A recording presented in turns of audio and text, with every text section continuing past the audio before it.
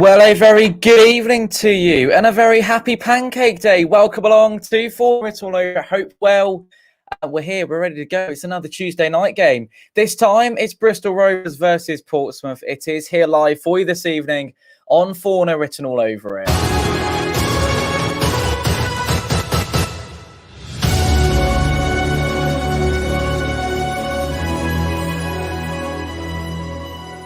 So much to look forward to tonight, and a very warm welcome along to you all who join us. Hello to Kevin. Hope you are well. Welcome to the stream, mate.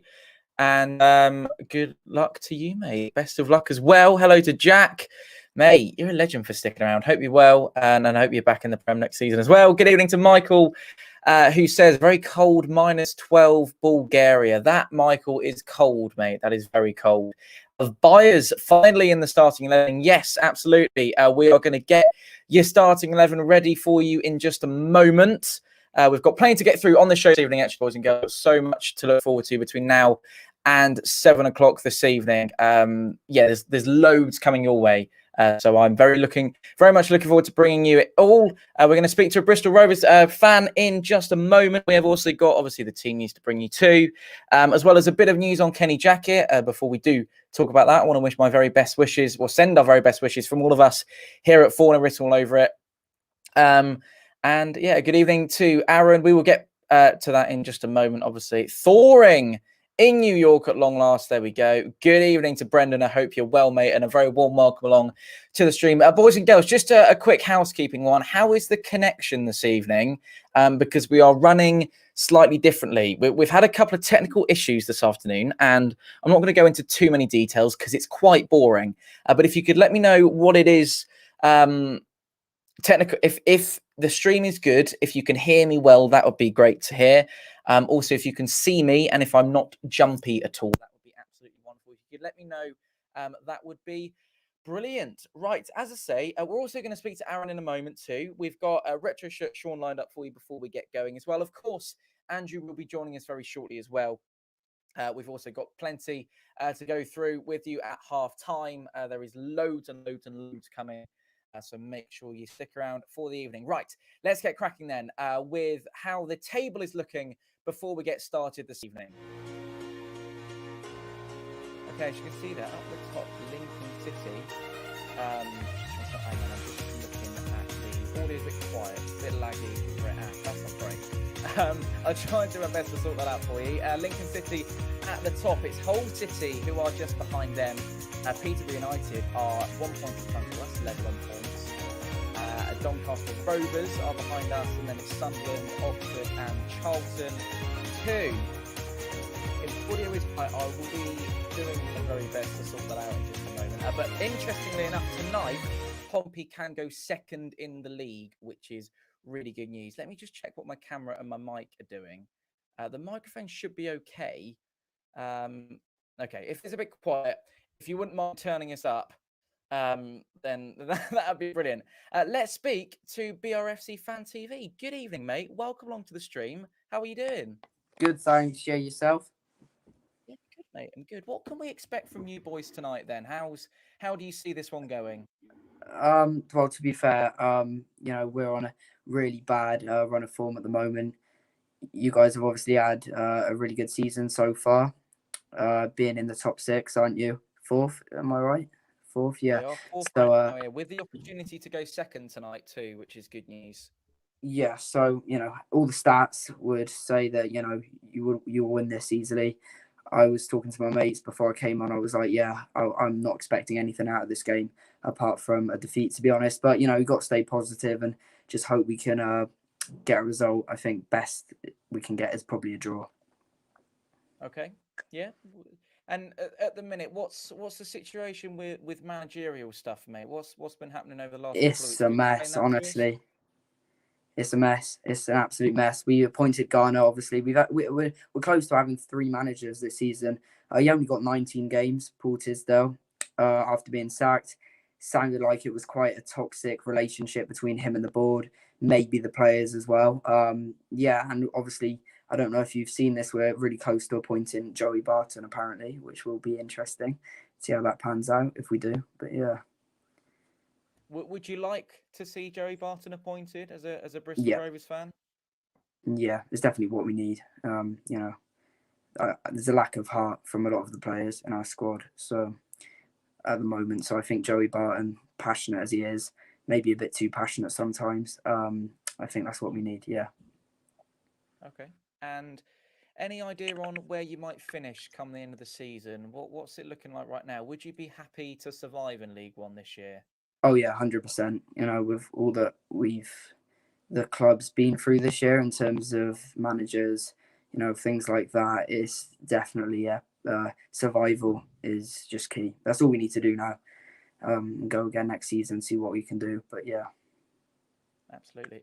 Is there anyone to look out for tonight in the Bristol Rovers team? Someone you say could bang a few in tonight? Sam Nicholson. Yeah, I think that's. I think he's starting. Yeah, is the player that will score for me if we do score. That is. Yeah, he's been really good this season. Definitely the best player we've had. Yeah. Cool, excellent. And can you just tell me about the stadium a little bit? You now have 7 gazebos. Um, what's the situation there? Why is it not 4 stands? Is it something that sort of developed over time, or did you used to have 4 stands? I mean, to be honest, I probably went to my first Rovers game when I was maybe 10, something like that. So I can't really remember. No, there was definitely not as many. Yeah, it wasn't 7 stands when I first went down there for my first game. No, definitely wasn't. It was less. But yeah, it's not great, is it? But to be honest, at the moment, I don't think anyone cares because there's no fans there. But it would be nice to get a new stadium. Although I do love the area the stadium's in. It probably is time to move on so we can Pitch looks progress. really good, by the way. So that's really good, and something that we've kind of been a bit stripped of in recent weeks. I don't know if you've seen that we've had quite a few postponements just because of the pitch, and already a Mm. congested COVID season. How much has COVID-19 affected Bristol Rovers? Have you had many cancellations? Have you had any players test positive so far? Yeah, we did. We had an outbreak in the squad earlier on this season. Missed a couple of games. I think. Yeah, it was you guys we missed, and then obviously it's been Yeah. brought forward. I think it was Portsmouth away, or maybe this is the rearranged date. I'm not sure, but yeah. And on Saturday we didn't play Swindon because of a frozen pitch, which is unlike us where we are to have a frozen pitch really. But yeah, it's we haven't got as unlucky as I think you, but we have had an outbreak. So yeah. Cool. No worries at all. And just finally, mate, on Portsmouth, what have you made of our season so far? And would you expect that from a team like Pompey, or do you feel like we're achieving what we should be doing right now? You're way too big for League One. I've always said that. You got a big fan base. Yeah, and yeah, I think you belong in the Championship. Obviously, yeah. So yeah, big great fan base, and I think yeah, I don't know if you guys will go up because it's really League One hasn't been this strong for ages, has it? You got like the likes of Hull, etc. So yeah, no, and you the first few games you played this season, you had a bit of a rocky start, didn't you? But then you started to pick up loads of points. You're doing well, aren't you? But you're out your manager tonight. Yeah, Is well, that right? he will be there, I believe. It's Oh right. as of Thursday that Oh right. he's Okay. on an operation, which we're going to discuss in detail later on this evening. But mate, just finally, can I get a score prediction off you for tonight? Oh, to predict us to lose would be. What can I do? You know what? I'll be realistic and I'll say 2-0 Portsmouth on the basis that we just can't score goals at the moment. So you look at our goal scoring records this season, especially recently, you just say no, they're not going to score. But yeah, and you guys, I think, yeah, 2-0 Portsmouth, I reckon. Sad to say. Excellent. Brilliant. Thanks very much, mate. Hope you enjoy the game, and hopefully there is a bit of rival for you this season because I wouldn't like to see you go down. So enjoy your evening, and I'll speak to you soon. Good luck, mate. Thanks. Just Cheers, that. mate. Thanks. See you soon. If you haven't subscribed, by the way, boys and girls, BRFC Fan TV. They are the place to be for Bristol Rovers content. So make sure you head over there. Jack is very right in saying that Pompey do have the best support in League One. I've done a little bit of running repairs whilst we were chatting. So hopefully the audio is okay. If you can see me, that's excellent.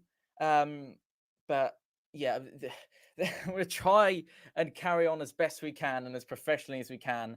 But it has been, since 10 o'clock last night, I've had a complete fail on all technology. So this is very much a makeshift solution tonight. We've got the games on an iPad tonight, and it's not how we'd normally be doing things. So if it does feel a little bit tin pot, I do apologise. It will be better next week. We'll get it sorted out for you, don't worry. But in the meantime, let's get through some of your comments. Good evening to Sean Mead, who says, "Evening, Tom. Sorry, couldn't join tonight. Beavering away on a job, but got you on Facebook on my phone. 4-0. That would be wonderful, Mr. Meads. And I hope that you get it right, because we'd love to see another 4-0, wouldn't we? Also, overlays will not change this evening. I have no access to Photoshop, and I'm just checking if the stream's okay. So, yeah, if the overlays don't change, I'll get it on the banner going across the bottom. So, yeah, apologies for that, but we'll move on from that. Yeah, well, it's not internet. I was trying to install some software on my Mac, and I didn't realize that it was gonna take forever. So hopefully it's not too bad. But running off this thing for internet, yeah, it's not the best thing in the world, is it? But we're gonna move on. It's only for one night, so bear with us, boys and girls. Drop us a subscribe, leave us a like. That'd be much appreciated. Kevin has said, bit blurry, but that could be the cider. Kevin, I'm hoping it is the cider, mate. That'd be great. It's not a virus as such, just a routine update, and yeah, it's kind of all thrown back in my face. But anyway, that doesn't matter too much. Thank you very much, mate, for coming on. It was a pleasure to have you and talk to you and get a little bit of an insight into how a Bristol Rovers fan is feeling this evening. If I'm honest, we weren't. I wasn't expecting you to say anything less, to be honest. I think, you're down there hovering above the relegation zone. And, both teams need to win this one tonight. It's a big one for Pompey, obviously in touching distance of the automatic promotion spots tonight, as well as second place too, as well. Sorry, that is automatic promotion. But you know what I mean. Second place is within touching distance, albeit if Peterborough United get a result, then they will displace where Hull City are, and it will still be a second place finish for the. But obviously, there are games to come. Doncaster will play Accrington tomorrow evening, so that's something to very much look forward to. Yeah, it's still. Sorry, even if Peterborough win, Pompey will still lead the playoffs with a win. I need to make that clear to you.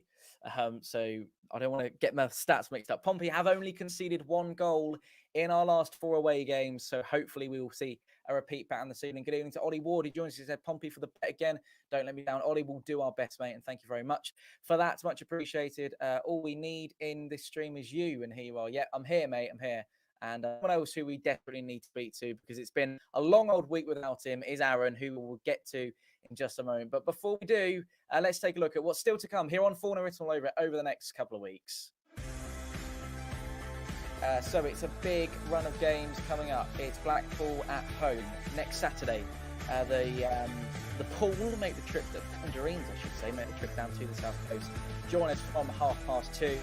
Then it is a trip to the recently evacuated Casa Stadium, play Oxford United next Tuesday. Our coverage begins from 6:30.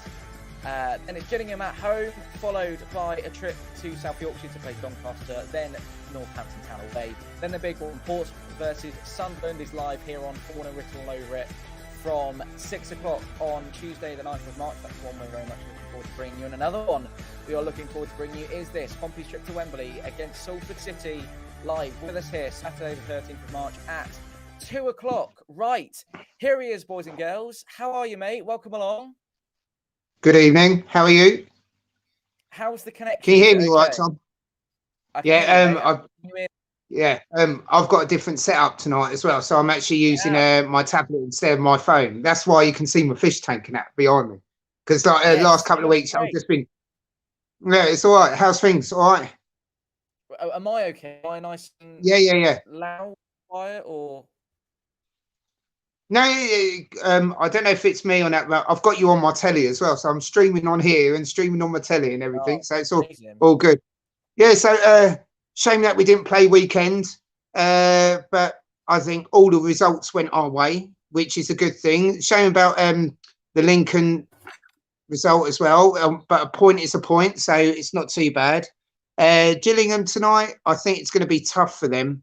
I think Peterborough is just too strong at the moment, so I reckon they're going to win. So we got to just come out and we've got to win, take our chances. I even read on one of the websites earlier on that Curtis might be in a couple of weeks going as a striker. Did you read that earlier on?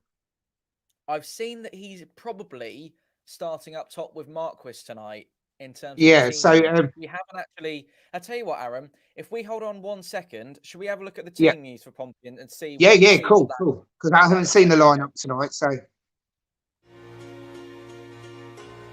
Right, let's take a look then. Craig McGilvery in goal, the back four of Callum Johnson, James Bolton, Sean Raggett, Charlie Daniels.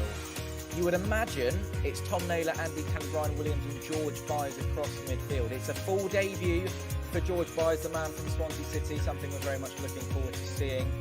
And then I would have thought it looks a little bit like Roman Curtis and John Marcus up top. Lewis Ford is on the bench alongside Lee Brown, who makes the return to his former club in Bristol Rovers tonight. It's Rasmus Nicolaissen, Harvey White. You can't quite see it there. If I take the banner off, you can. Marcus Harness, Ellis Harrison and Geordie Hewula. What do you make of that, mate? What's your thoughts? I think that's a very strong team. Very, very strong team tonight.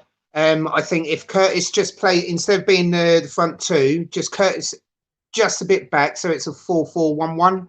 So then Curtis can do the run-ins as well, lay it off to Marquis, and then hopefully do the 1-2s with Marquis. But very strong team. I know Watmore's back after suspension, but last 3 games we've been really, really good. And I think Bolton, I don't think he deserved to be dropped tonight at all, because he's been on fire for the last couple of games as well. Done some really good tackles, forward moving and everything. So, but very strong lineup tonight. So I think we're going to come out all guns blazing. And it'd be nice to actually see what Curtis does as a striker, because that's what he was originally anyway. When he started playing back in Ireland, he was a striker.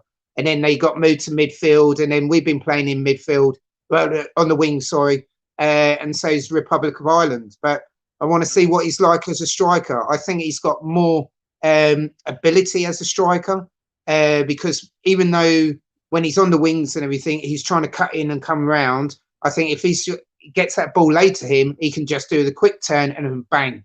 Like his goals the other last week, and he almost scored again the other night with fantastic little movement and dribbling. And I think, yeah, definitely being a striker tonight will very pay off for him. And hopefully it will get Marcus into the game as well, because I think they've got a connection. It's just they need to just work with each other. Because Marcus hasn't scored for 5 games now, is it? Yeah, I think it's 5 games. So he's in 12 goals in all competitions, but he needs to start scoring. We need that golden boot for him as well.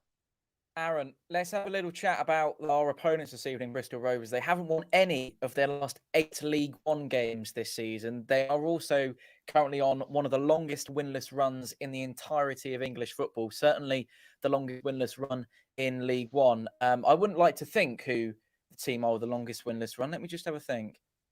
No, actually, I can't quite think of it. Can you? No. Winless run. That, isn't it? Funny that. But I won't underestimate them. Will not underestimate, because we were supposed to walk all over Swindon, and we didn't walk all over Swindon. So even though they are on a bad form and they haven't got a manager yet, but if Joey Barton does come in, I'm so glad that we're playing them tonight and not when Joey Barton's manager, because his tactics with Fleetwood, even though he's an absolute idiot, but his tactics and everything, and we're very, very good. I was very polite there, I didn't swear. But he is good man management and everything with his players and everything, but he can. But yeah, I think we've got to be careful. We do need the early goal, but we just got to be careful. We can't think, right, we're going to win this hands down, where everyone's treating us as their cup final, because we are still, I think we're set joint favourite to actually go up this season at the moment. So it's, yeah, we can't underestimate any team really. We just got to go out there, play how we are playing, and just take each game as it is, and then we've just got to win tonight. That's it. That's all I'm concerned about, is win. At the end of the night, then I'll be worried about the other teams, and then hopefully we'll be in seconds, because fingers crossed, Gillingham might do a number over Peterborough, but I can't see that happening. So we just got to keep on winning. Funny you should say that. They are currently 1-0 up, Gillingham. So Are we they? will have to wait Oh. and see. No, John Oh. Akinde scored on the 32nd minute about 5 minutes ago. So things are Wow. looking good. This Wow. time. So keep them fingers crossed. Aaron, just quickly, mate, as well. I know we're just speaking about that's a result that's going our way. What a fantastic weekend it was for Pompey in terms of League One. Oh, That was superb, unbelievable. Like on Friday, normally I only do the lottery. Sometimes, because every time I go to the bookies and bet on football, it never comes through. So I actually wrote down on Friday afternoon at work all the teams that I would like to win and the possibilities of them winning. I wish I put money on them because everything happened, except for the Lincoln game, of course. But all the other results, it was just like, wow, this is just jumped into our favour, and we couldn't ask for better. So we've now got to come out. We've got to win this game, because then I think we'll be, was it 1 point behind Lincoln? Would it be if we win tonight and Gillingham win tonight? And it's interesting to see, actually. Tonight is very much a catch-up evening for League One, isn't it? It's not a full match day. It's people keep catching up on others. Just to say, comment very quickly. I believe I might have sorted the microphone out. So if you could just drop me a yes to see if you can hear me better, that'd be wonderful. And I do apologise for the shoddiness of the quality of the stream tonight. It's not normally like this, and it won't be like it again, but I've had a bit of a nightmare with some software tonight. So my apologies. Kevin has said players don't always play for the manager, but tonight they might play for the new manager to keep their place. I would also add to that, Kevin, we'll touch on it now. I was going to speak about it anyway, but we'll touch on it now. Kenny Jackett obviously will be receiving a bit of surgery on his arm in the next couple of days. I believe it's Thursday that the process begins. Is tonight the night to do it for Kenny? I know we're all wishing him the very best, and I believe he's a couple of weeks out because of COVID protocols, etc. He will be obviously with us between on like Zoom calls and voice call and telephone or whatever. And technology these days is brilliant for that sort of thing. What would your message be to Mr. Jackett? He probably isn't watching because it's very close to kick-off, but on behalf of all Pompey fans, and do you actually think it will affect us moving forward for the next 2 weeks or so? No, I don't think it will. I've got complete faith in Joe Allen. I think he's sensational assistant manager and coach. He's got Kenny Jackett's philosophy. He's got an assistant. He's got is it Nigel Gibbs? Nigel Gibbs coming in to help as well, ex-Watford and everything as well.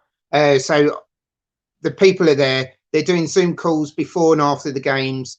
Jackett's can just turn around to him and say, look, go out. You know you can do this. You can play in. You can beat anyone when you're actually on form. So I don't think it will really upset us at all. If he was out long term, like a couple of months, you never know. But it's only going to be like 2-3 weeks. But he's still going to be involved. He's still on the Zoom calls. So at the end of the day, I think the players are going to go, right, let's just do this. Kenny's not here. He's a bit. Some people are taking the mickey, and like some people are saying, oh, thank goodness he's going. But then he's coming back. He's not going completely. He is coming back. So I think this will actually put a stamp on the league now. Players will come out and say, look, we're going to do this for Kenny. Where he's not here for a couple of weeks, we've just got to prove to him that we are worthy of being in this team. So I think I've got total respect for the players because, yeah, they're definitely going to come out fighting tonight as well. And then come the weekend as well, Joe Allen's going to be in charge, but he's still got the philosophy of Kenny. So back him 100%, 100%. It's not a bad close to have, is it, Joe Gallen? I mean, he's a top draw manager, and I'm sure he'll be able to do and replicate the job that Kenny Jackett's already does. And I mean, Joe Gallen always, for me, has been probably the more animated one of the duo between Kenny and Joe. Oh, yeah. I've had the pleasure of meeting him a couple of times, and he's a really nice guy as well, Joe. So hopefully it can be a good couple of weeks under his leadership. Aaron, just very quickly, mate, on tonight, George Byers makes his full debut. We didn't really talk about that when we spoke about the team news. What do you make of that? Interesting. I'm glad he's getting some time.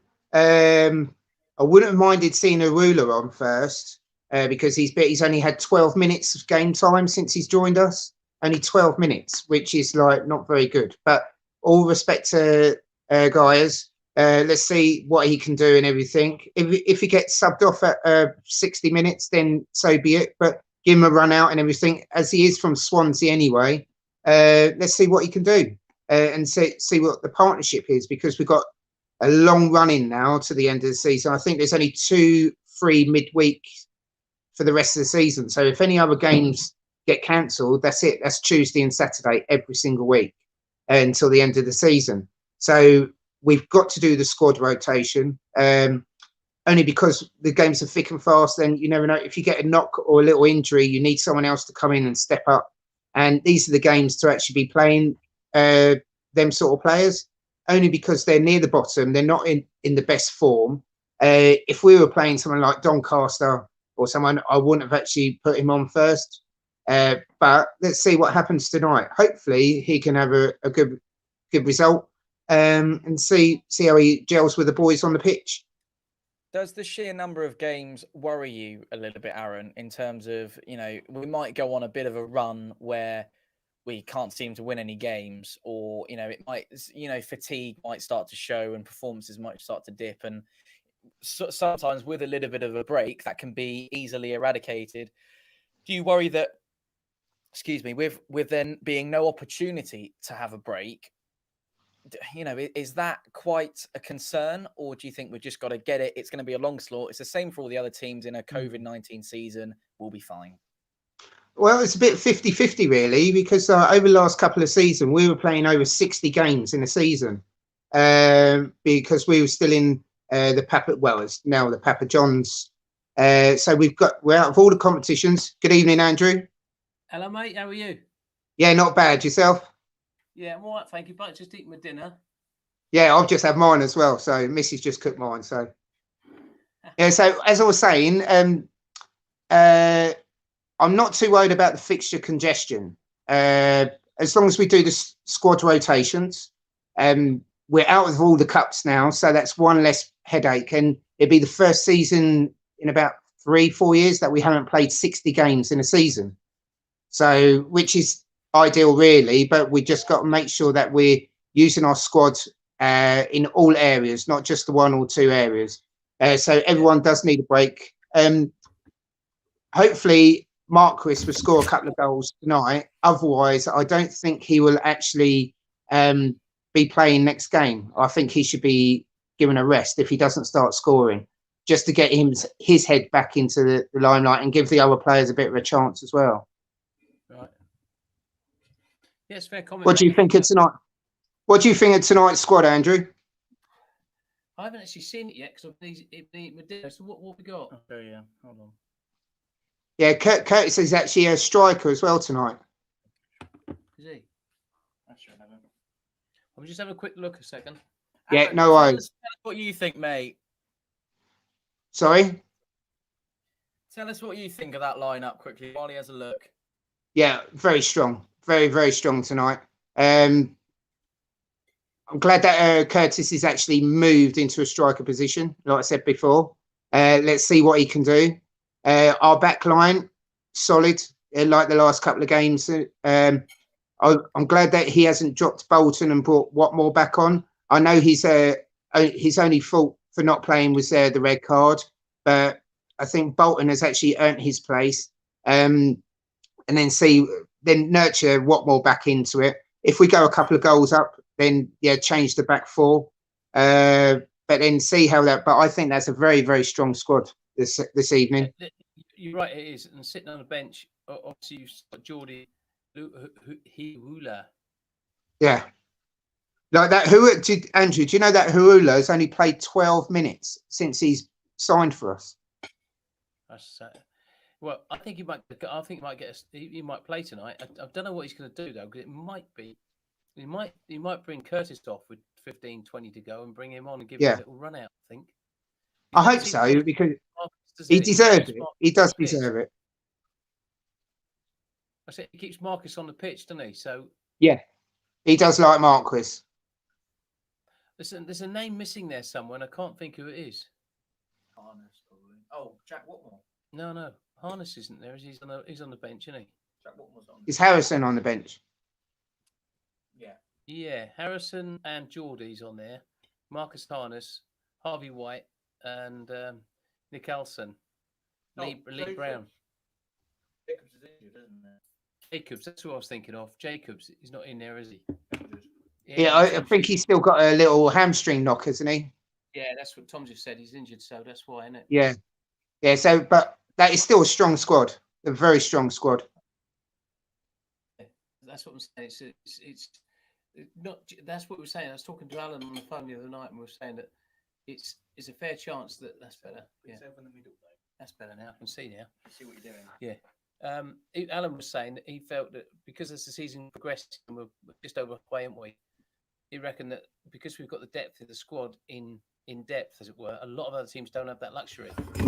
Yeah, and that's where we're going to see the strengths come through, where you can rotate it. You know, Kenny. One thing to give him credit for, and I don't give him credit for too much because I don't like his style of management, but that's just a personal thing. I think give him credit for not just idling with players because they've got a name on the shirt. He will actually just change them around me. And it's probably he's obviously got a better head than I've got in terms of football, but he's I think he's managed to rotate the players gradually in this especially the last 3 months or so. So that he just sort of throw him in and giving him a chance, wouldn't he? And it starts to get a pattern, and then they start to drop one or two in, drop one or two out, and I think it's beginning to work a bit, isn't it? Yeah. Oh, yeah. Definitely. And I think that couple of times that he dropped Curtis, I think that's given him a kick up the arse, really, because last couple of games that he's played, he's been outstanding. So you can see the skill there, and now he's playing him as a striker. Like I said to Tom earlier on, I think what he should do is play a 4-4-1-1. So like Curtis just holds back and then he can do the little runs and then crosses it over to Marquis instead of being the 4-4-2. So yeah, 4-4-2 is excellent because that's how we play and that's how we've been winning games. But if he just holds back just a slight, and then he can do like play off onto Marquis and then see how it goes from there. What do you think? Yeah, well, it's an interesting formation thought, isn't it? Obviously, Kenny won't be there tonight anyway. So no, he is there. He is there tonight. It's Thursday that he's going in for his surgery. Right. So he is actually there tonight, but then Saturday he's on the Zoom calls before and after the game.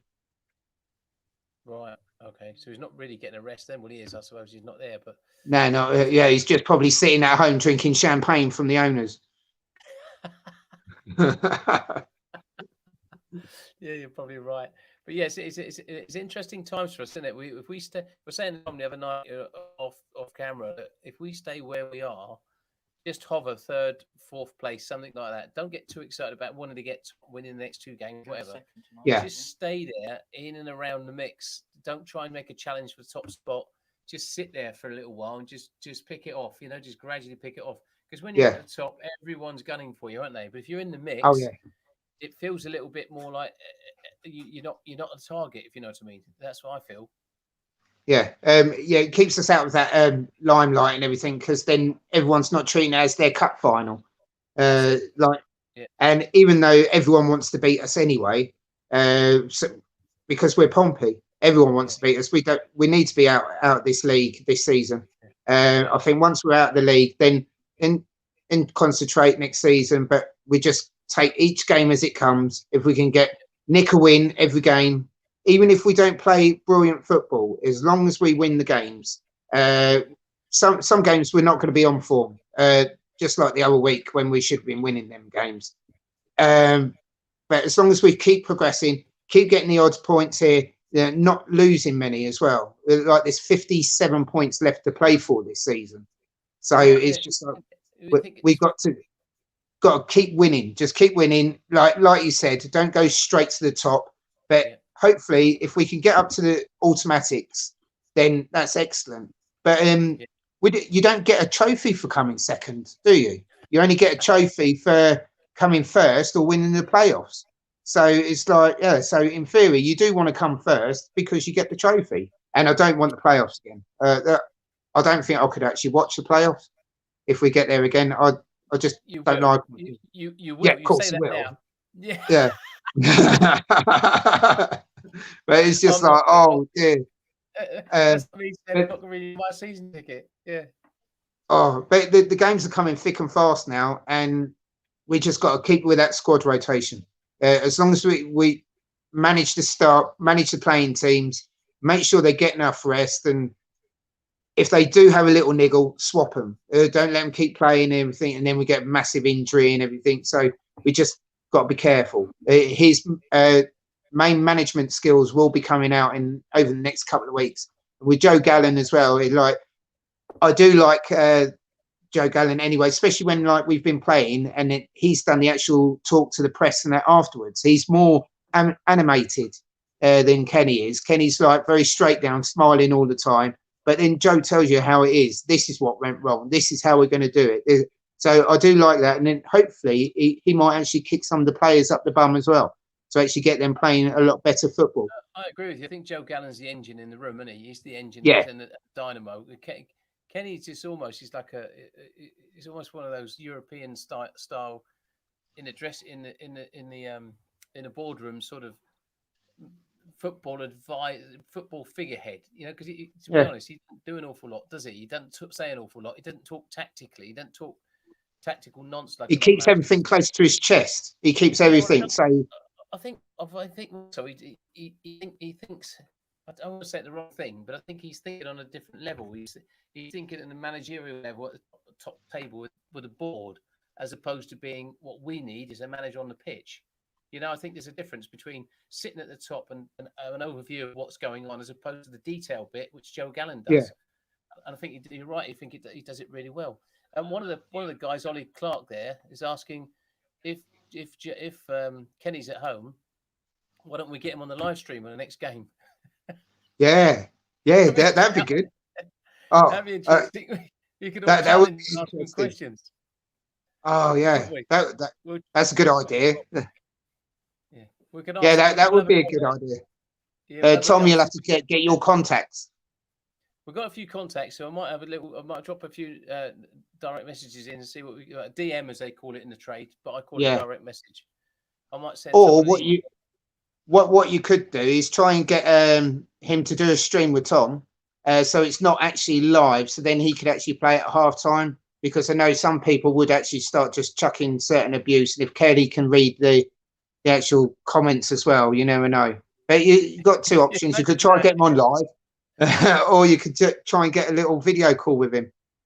Yeah, pre-recorded. But it'd be nice if we could get him on there to answer some questions that you guys might have, and lots of people. Oh yeah, definitely. Tom's asking me to swap seats because he's finished his dinner now. No worries, Aaron, because the game's going to start, mate. Yeah, no worries. No worries. I will speak to you shortly. Hang on a second. I'm just going to navigate the set. Right, I'm back. Aaron, it's been a pleasure, mate. Thank you very much for joining me. I apologise for shouting tonight, but the microphone is very, very quiet. So it will be. Can you hear us all right? They can, but it is quite quiet. I'm seeing quite a few comments, and we've had some this evening. So there we go. Aaron, it's been a pleasure, mate, and we will see you in probably about 4 or 5 minutes' time. Yeah, no worries. Have a good have a good first half, and then play up Pompey. Come on. Do our best. Yeah, 4-0. This is 4-0. Definitely 4-0 tonight. Let's hope so. Thank you very much. That was Aaron, and we are very quickly going to do that. Now, I'm aware we're freezing. It is quite cold tonight, so that wasn't very funny, was it? Didn't get many laughs out of that one. The situation is we're running a bit of a, what should we say? It's like McDonald's doing their revised hours at the minute. We're on. We haven't got quite so many people in the production office tonight. Let's put it that way. So we're going to do it as professionally as we possibly can. If we're freezing, I do apologise. The connection should improve as the evening goes on, and I will do some running repairs as and when I can. And you might have to take over on a couple of occasions just to make sure that the connection is all right. Boys and girls, we have now got just under 5 minutes left until kickoff. If you could get your score predictions in the comment section down below, that'd be absolutely wonderful. Drop us a like as well. And yeah, we are very much looking forward to bringing you this evening. It's Bristol Rovers versus Portsmouth. And I haven't really asked you, mate, how are you feeling ahead of this one? We were having a chat with Aaron there, but you haven't given your full sort of view on it. How do you see this one going tonight? I think Bristol Rovers are one of those teams that's been under the radar a little bit, because I haven't really watched what they've been up to, because they've been in the lower levels. The other teams have been more interesting for me, so therefore can't really give a view on how they play football, what they look like, Tom. I know they're not playing well, and they're not scoring that many goals, and they're hovering in the bottom half of the table. So I think we focus more on the teams in the top 6 or 8, haven't we? Which is probably doesn't help us tonight to make any decisions. I don't think pre-match, but I do fancy it. I don't think they're that very good, and our lineup looks strong, doesn't it? So I fancy it. I think we could go there and win 4-0. Right, so we've got a 4-0 from Joe. 3-1 Pompey, says Darren. Got to be a 3-1 Pompey. Dario is in the stream. Good evening to you. Adam's saying a 3-1. Looking forward to speaking to you later on, mate. It's a 4-0. Curtis hat-trick, says Ollie Clark. Right. 3-1 from Pompey Fitness James. Shouldn't underestimate Bristol, but I'm going to go with a 3-0 Pompey win. Good evening to Richard Newman. He's going for a 3-1. Anthony Martin is saying buyers to score. It's a 4-0 written all over it.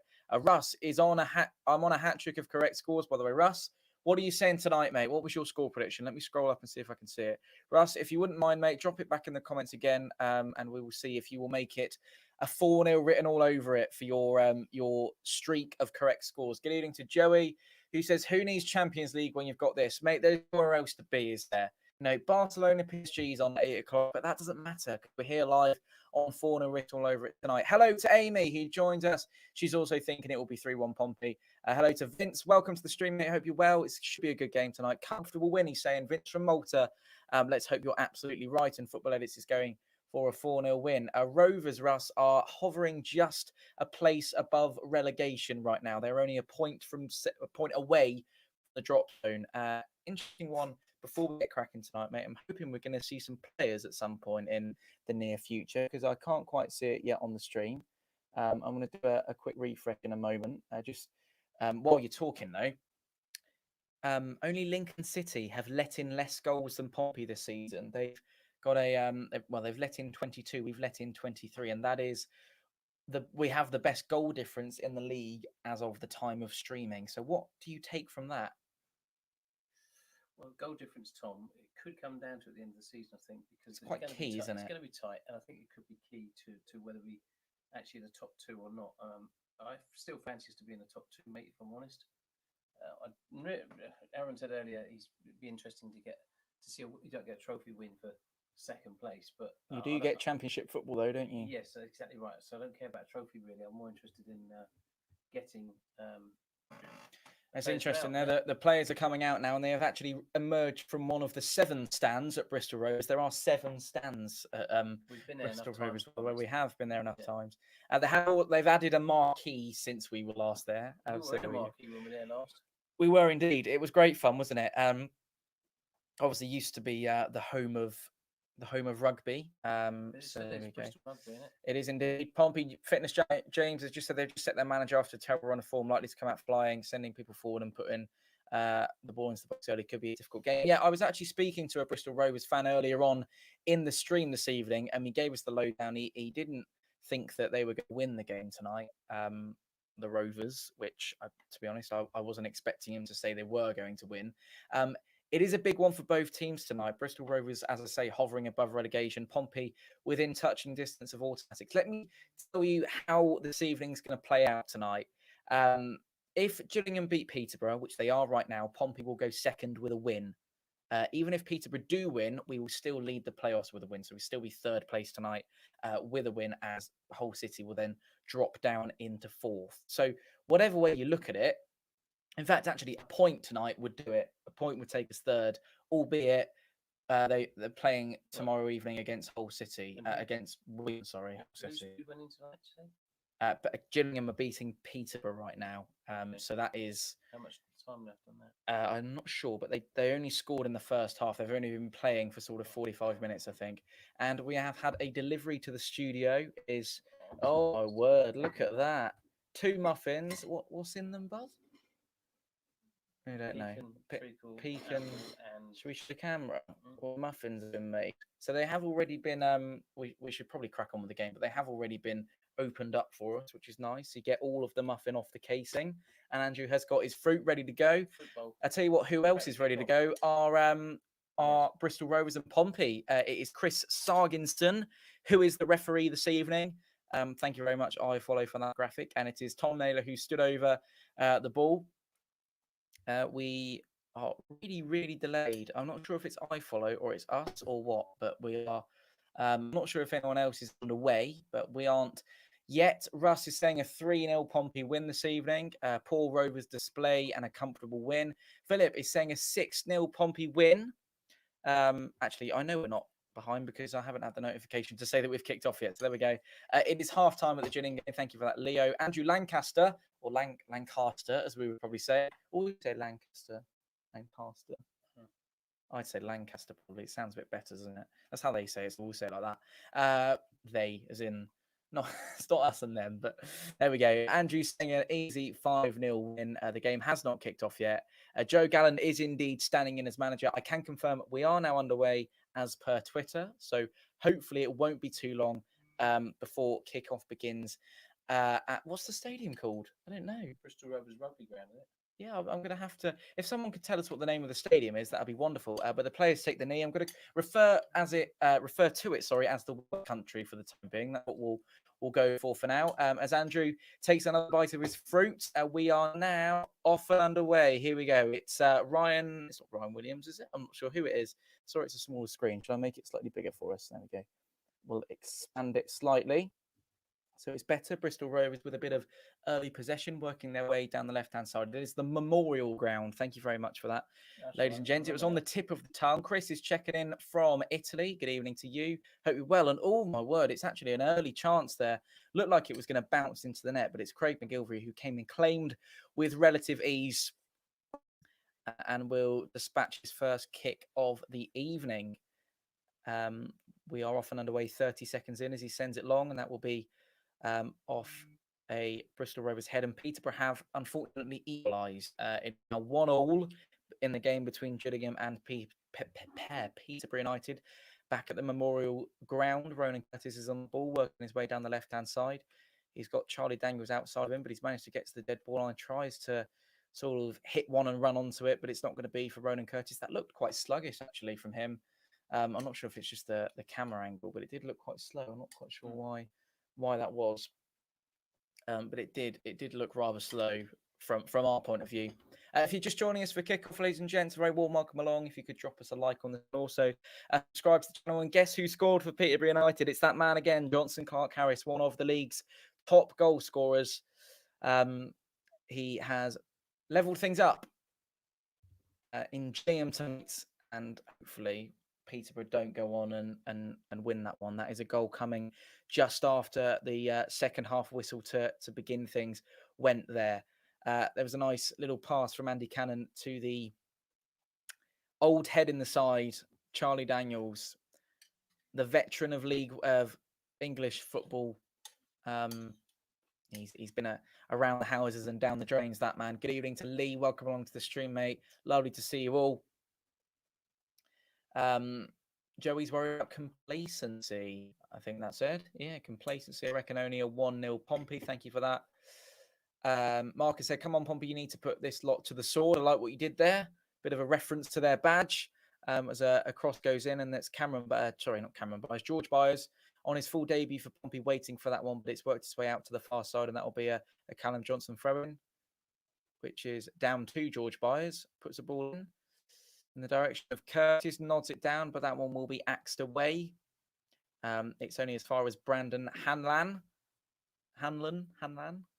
My pronunciation might not be spot on there, so apologies to any Rovers fans watching. Tom Naylor has to lurch for the ball there in order to get it in Marquis's direction. Plays a nice early one-touch pass. Actually, wasn't an awful lot more there. John Marquis. And there's George Byers playing the ball out onto the right-hand side. And that is a foul that has been committed over there by George Byers, and that will be the first free kick of the evening for the home side. We need to make a creative chant for Daniels. Adam, that is your job, mate. If you can come up with something between now and when we speak to you at halftime, that'll be absolutely wonderful. Lily May is saying, hopefully it's got Fournilwrittenalloverit written over it, but it's quite unlikely. Lily, I'll rate our chances tonight. I think we'll be okay. Hopefully, it will be a 4-0 win, and we can look forward to that. We're only 3.5 minutes in. No goals as of yet. Not got your headphones in tonight to help with the commentary. No, Jake, I'm doing it all by myself, mate. It's a little bit delayed. They're actually doing the commentary from the what's it called, the Victory Lounge underneath the Fratton end tonight.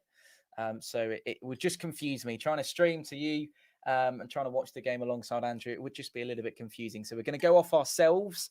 We've got a couple of notes down as well. So hopefully that'll be beneficial to us as the ball is sent over into the penalty. And Craig McGilvery really well, commanding stuff there. And it was quite an enticing ball actually over the top from Bristol Rovers. And it was Brandon Hanlon who was able to run to that one once again. But now Charlie Daniels has got the ball at his feet and opts to find, I believe that was Tom Naylor in the middle, but Cannon's doing well to try and win that one back. But I don't know what the referee's going to do. He's playing a drop ball for some reason. Might have hit him. It might have hit the official in the process as Curtis, who's actually playing out on this left-hand side tonight. So I'm not quite sure how Pompey line up, to be honest. It is looking like a 4-2-3-1 with Marquis up top, which, Andrew, to be honest, it's not uncommon for Pompey fans to slate that kind of formation, as it hasn't really worked for us. It'd be interesting to see how it comes off tonight. Do you think that it's a tactical decision from Kenny, given the opposition tonight aren't in the best of form? You know, they're not. Well, we'll get back to that in a moment as the ball's played through to Cameron Byes, who's looking to work his way through the defence, and that will be a foul actually on the edge of the box committed. I'm not sure who that was actually. I believe it was Luke McCormack, and it might be a yellow card because it looked like quite a heavy one. He's already got the card in his hand, the referee. It's not really anything you can argue about that. I'm not sure if the ball was at an orange player's foot. Yeah, nothing on the ball there, Luke McCormack. And he will go in the referee's book, and rightfully so. It is now Gillingham 1, Peterborough United 2. So that has been turned around in a matter of moments there in Essex? Sussex? Kent. Sorry, my bad. Kent. All blurs into one in the east, doesn't it? But that's not the best news. And hopefully, I don't know, Gillingham can maybe come back and salvage a point perhaps at home to a very good Peterborough United side, who will, at this moment in time, be second in the lead. And the lead? Well, they'll be second in the lead and the league. There you go. This set piece is going to be delivered by Rowan Curtis. It's not a bad delivery, and Sean Raggett was the closest to it. And it's like a salmon. It's like a salmon. And it was actually it was a good opportunity there, but it was very much a defensive header there from Sean Raggett. It's a clear header. Almost going in. Yeah. That's Marcus or Harrison that's going in. Yeah, it's almost a clearance, wasn't it?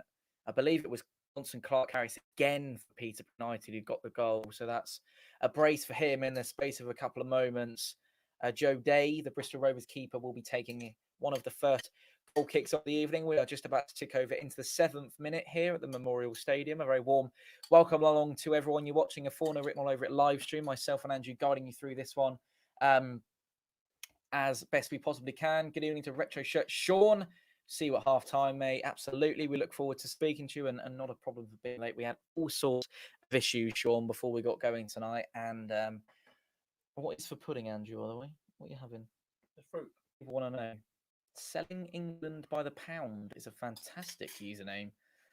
Got some fruit on the go. We have also got a couple of muffins, which we will be probably not eating on the stream. We'll let them stay there for the moment. We might be able to get a mouthful or two when we're speaking to some of our guests. It's a set piece delivery that's been delivered into the box, and Sean Raggett manages to do well to hold the ball up there, and Andy Cannon's the nearest to it. Can't quite get the touch on the ball that he wants. And actually, here comes Brandon Hanlon, who could be away here, actually working his way into the edge of the penalty area.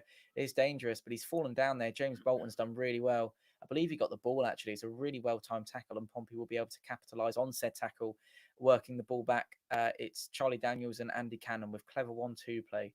Then it's a long ball lofted over to the far side of the Memorial Stadium now. I believe this is Callum Johnson, and that ball has hit a Bristol Rovers player, and that actually is a free kick that James Bolton will have conceded there. It was Jonah Ayunga, for Bristol Rovers who went down there. Good evening to Sue. Very warm welcome along to the stream. Hope you're doing well. James, I'm aware of the audio issue tonight, mate. I'm doing my very best to solve it. At the moment, it is rather quiet, so my apologies for that. But we are We've got a couple of technical problems that we're dealing with tonight. Hopefully it will all be resolved for Saturday. So just bear with us on that one. I'll try and speak as loudly as I possibly can and as close to the microphone as I possibly can, as the referee is blown up for a free kick in Pompey's favour this time on that far side. Feels like one of those nights, Andrew, where there's going to be a lot of free kicks given tonight. It looks like it already, Tom. 10 minutes in. We've had quite a few in the opening 10 or so. Absolutely. I hope you're all well, and once again a warm welcome along. 10 minutes in, as Andrew said, and there will be another free kick to be delivered in from this right-hand side for Pompey. It's actually a short one down the line, which is something that you like seeing, isn't it? Here comes Ryan Williams. Working the ball down the right-hand side, plays it in, and it's Marquis is the closest to it, but it's an easy one for Joe Day to come and collect, and he'll look to redistribute in just a few moments. As he does so, opts to go short, and Marquis is latching onto that like a hawk already, and that will be a Bristol Rovers throw-in. And yeah, not an awful lot to report, to be honest. A lot of play in this half, to be honest. Pompey with more of the attacking threat. There was a little bit of a chance. Brandon Hanlon there was working his way down the right-hand side. James Bolton did well to deal with that one. It has been probably, you would say, Pompey Lions' share of the ball and the chances in the opening 10 or so. Kenny Jackett's last game in charge before some surgery later on this week. So we wish him all the very best with that. And it will be a throw-in to be delivered from that far side for Bristol Rovers now. It's actually worked its way back to orange shirt, which is strange, but it is Pompey. And Marquis once again hunting the ball down as it gets back to Joe Day. And it's a big kick first time. And there's a little bit of an awkward one for Craig McGilvery to try and deal with. There's Charlie Daniels.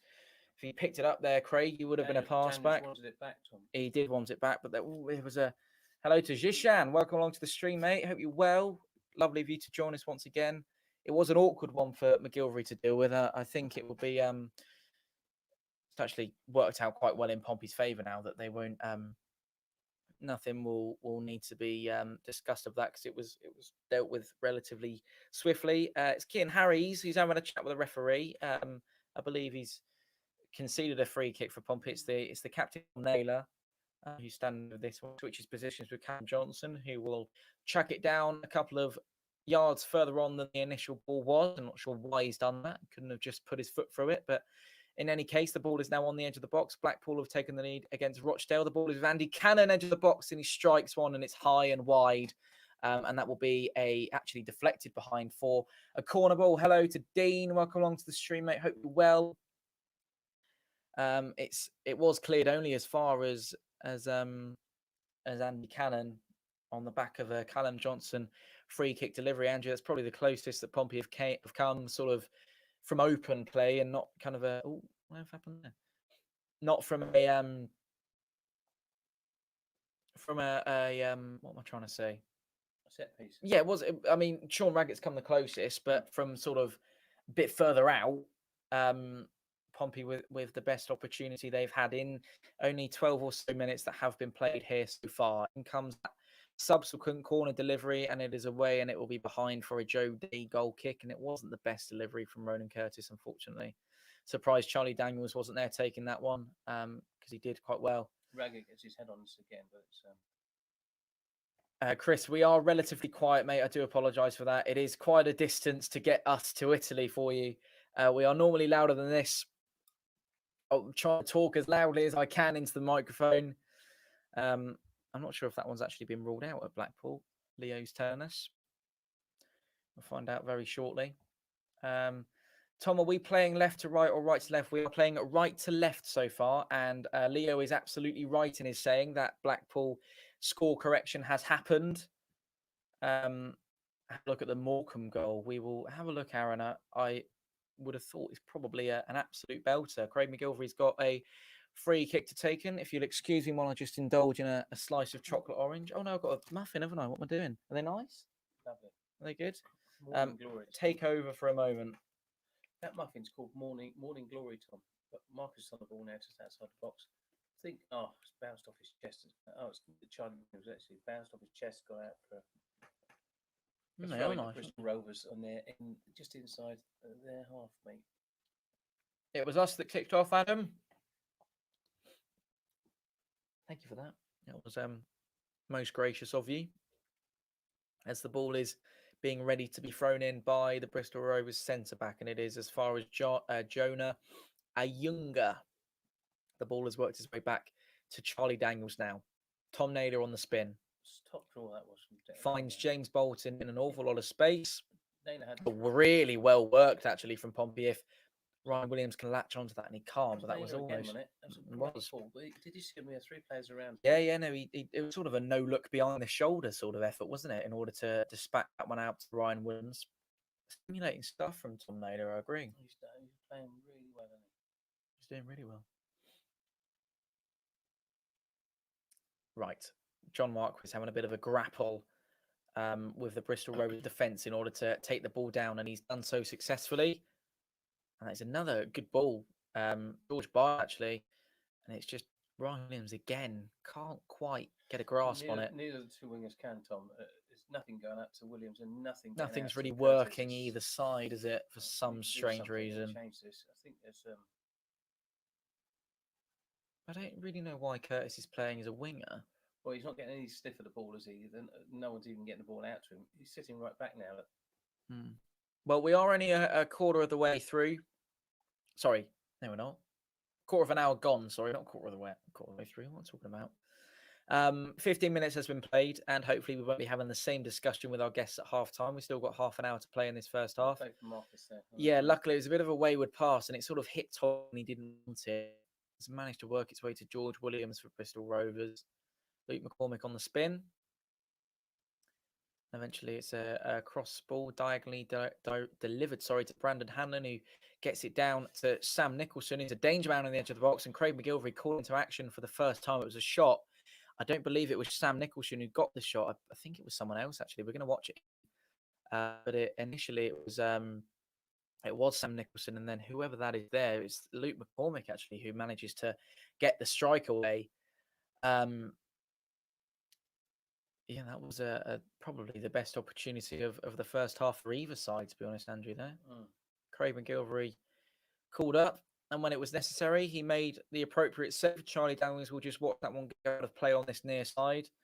I'll look to put a throw in just a couple of moments. 16 and a half minutes has been played, and you took a big inhale of breath when that drop went away. Were you concerned? No, not really, Tom, but I just think what I'm concerned about is get the long balls that we're trying to play up to the strike force at the front, and it's going nowhere apart from back to them. And sadly, that is what happens when you play a 50-50 ball. You've got a 50-50 chance of winning it. Is it what happens when you play a 4-2-3-1 as well, perhaps? It is, yeah. It is, of course it is. When you play 2 strikers, we've said that. It doesn't matter who you play against. You can say tactics or whatever you like. I don't agree. I think you play to your own strengths, not to the weakness of the opposition. Absolutely. Right. Sorry, I was just checking what the stream was looking at. It is a little bit jumpy tonight. I do apologise for the poor connection, boys and girls. We'll have that resolved for the weekend, assuming that my Mac wants to update, which it's hasn't made any progress yet. If anyone Mac specialist out there, drop us a comment as to how I can get Catalina to work. It's taken all day and all night. Initially, that Blackpool goal was disallowed, and they haven't scored again. So we're now 1-0 Blackpool. I'm assuming that one is gonna count for them, for the Tangerines. So that is probably one of the only other scores other than the Gillingham game to tell you about for now. 18 minutes played at the Memorial Stadium in the West Country. It's a mild night. It's not been too cold in the last couple of days after a really chilly weekend. Referee wants that one to be a Bristol Rovers throw-in. Callum Johnson getting in the way of it, probably rather strategically, actually, to prevent the throw-in from going in. It's quite well played, actually, because it's sort of it was a bit of a rhythm going on there for the home side, wasn't there? So he's done well to deal with that one. Right, here we go then.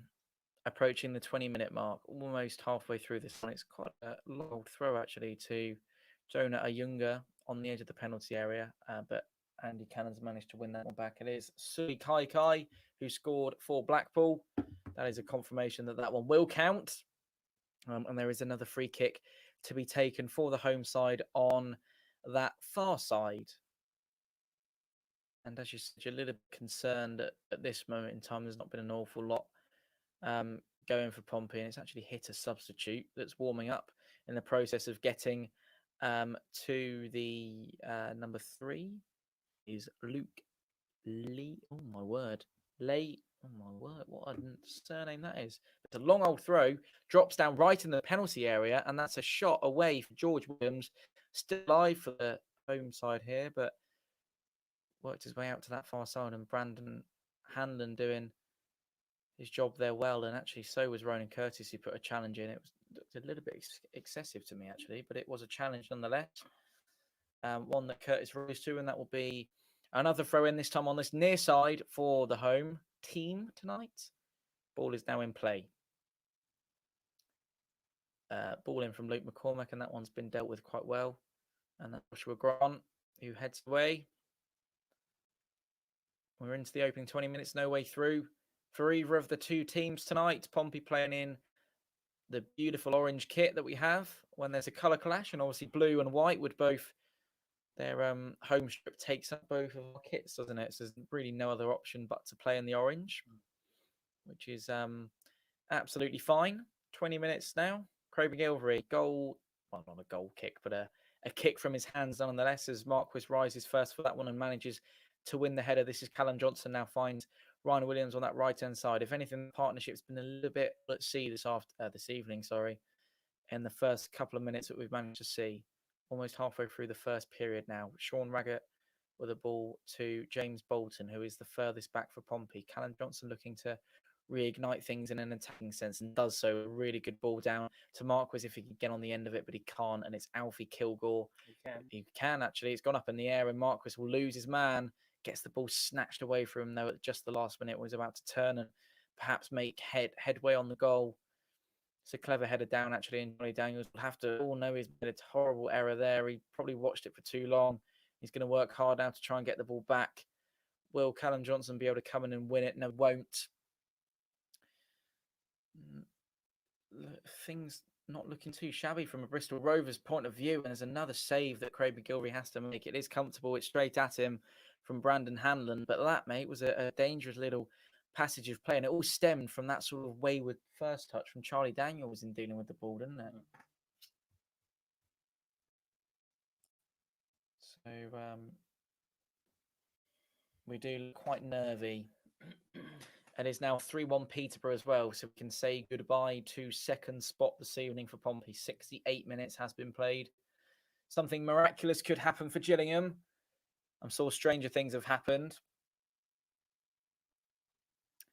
And again, Charlie Daniels, it's not a convincing clearance away, but Pompey have made the best of that they possibly can. No, they haven't. Andy Cannon's conceded a foul in the process, and that is now a hat-trick for Clark Harris, mate, for Peterborough United. They're very much a dangerous player to watch. We do need to play him between now and the end of the season. It was a 2-0 win for Pompey in the fixture against Peterborough United at Fracton Park. That was a momentous one, as it was the first one that we were there to see back in December. You remember what an excellent victory it was. The referee is just laying out some spray for Ronan Curtis to stand behind. Approaching 23 minutes in this one now. It is Luke McCormack to deliver this one in from the right-hand side. It nearly actually hits Ronan Curtis in the process. It's got a low cross. It wasn't a bad one, actually. A lot of pace on it, and the ball can now work its way out, and Pompey have the opportunity to counter-attack here. Bristol Rovers do have bodies back. Managed to find a ball to Curtis. Back in, Marquis, header down, hits the post and off the line. That's in the net. That's over the line. Oh, I'm not sure if it was. The referee's going to have a chat. He's not going to give it anyway. I don't think he is going to give it. Was that one across the line or not? Looked like it to me. It did. We'll see the replay. Curtis is the good ball across the Marquis. It hits the crossbar. No, it doesn't cross the line. Closest it came was sort of the corner of the crossbar and the left hand post of Joe Day's net. Bit of shoving in the box there, Tom. Bit of pushing and shoving in the box, and the referee's going to mix that up with the wrong bloke there. Well, in the shape of Sean Raggett. Yeah. Absolutely. And the question you might ask, Andrew, is how's that one not gone in? Because that was a gaping opportunity. They cleared off the line, mate, didn't they? They did. Not a bad effort from John Mark, just slightly too far to the left from him on the header down. Subsequent corner about to be delivered in as the clock ticks over to 24 minutes. It's a great delivery, but the keeper will come and claim. No challenge on it, was there? There wasn't, unfortunately. It was a decent enough effort from whoever delivered the corner in. Yeah, he has done well. Sam Nicholson, who Bristol Rovers fan that I was chatting to earlier on, said that he is the one to watch for them this evening. Be redundant of me to say that I'm worried that he might score against us now. Halfway stage in this first half has now passed. It is a Pompey throw-in that's taken place. Marquis can't quite get the right side of the ball there. And once again, as the ball comes back over, and it is now all the way back with Craig McGilvery in the Pompey penalty area. Not an awful lot to write home about from a Pompey perspective, albeit there was a chance for Marquis, and he did it at the post a couple of moments ago. But apart from that, and maybe that header from Sean Raggett and a shot from Andy Cannon, but 3 decent opportunities where you said they were perhaps goal scoring. Certainly that one from Marquis that's just recently happened. I'm keeping an eye on my Mac. I don't think it's updating very quickly, which is a shame. What I'll do is I'll turn it off and turn it back on again once the stream's finished and see if we can manage to work something out. Right, here comes the ball in. And it goes. Marquis, there it is, 1-0. Oh, that's a relief. That is a relief. There we go, 1-0 Pompey. The mark. And it's Johnny Marquis, who came very close a minute ago. You could probably argue from a neutral point of view, you'd say it's been coming, and it has been. I actually think Ryan Williams is in an offside position when he receives the ball there, but nonetheless, the ball has been cut back on Marquis. And that 5-game goal drought is over. 1-0 Pompey, Andrew. Yeah, he's had a couple of good chances, Tom. That one, obviously, that he's just scored in the previous one, he was unlucky to score with, hasn't he? I think, given the passage of play, mate, in the last 25 minutes, I'm actually relieved. I'm not going to say delighted with the scoreline. I'm going to say I'm relieved with the scoreline. Absolutely. Absolutely. Hold the front page, hold the back page. Pompey are 1-0 up in the West Country. And play is back underway now with Sean Raggett, who finds Ronan Curtis. He's making up an awful lot of ground, and that will be a free kick on halfway. He will probably go in the book for that, and Curtis is absolutely beside himself. And it'll be a yellow card for George Williams.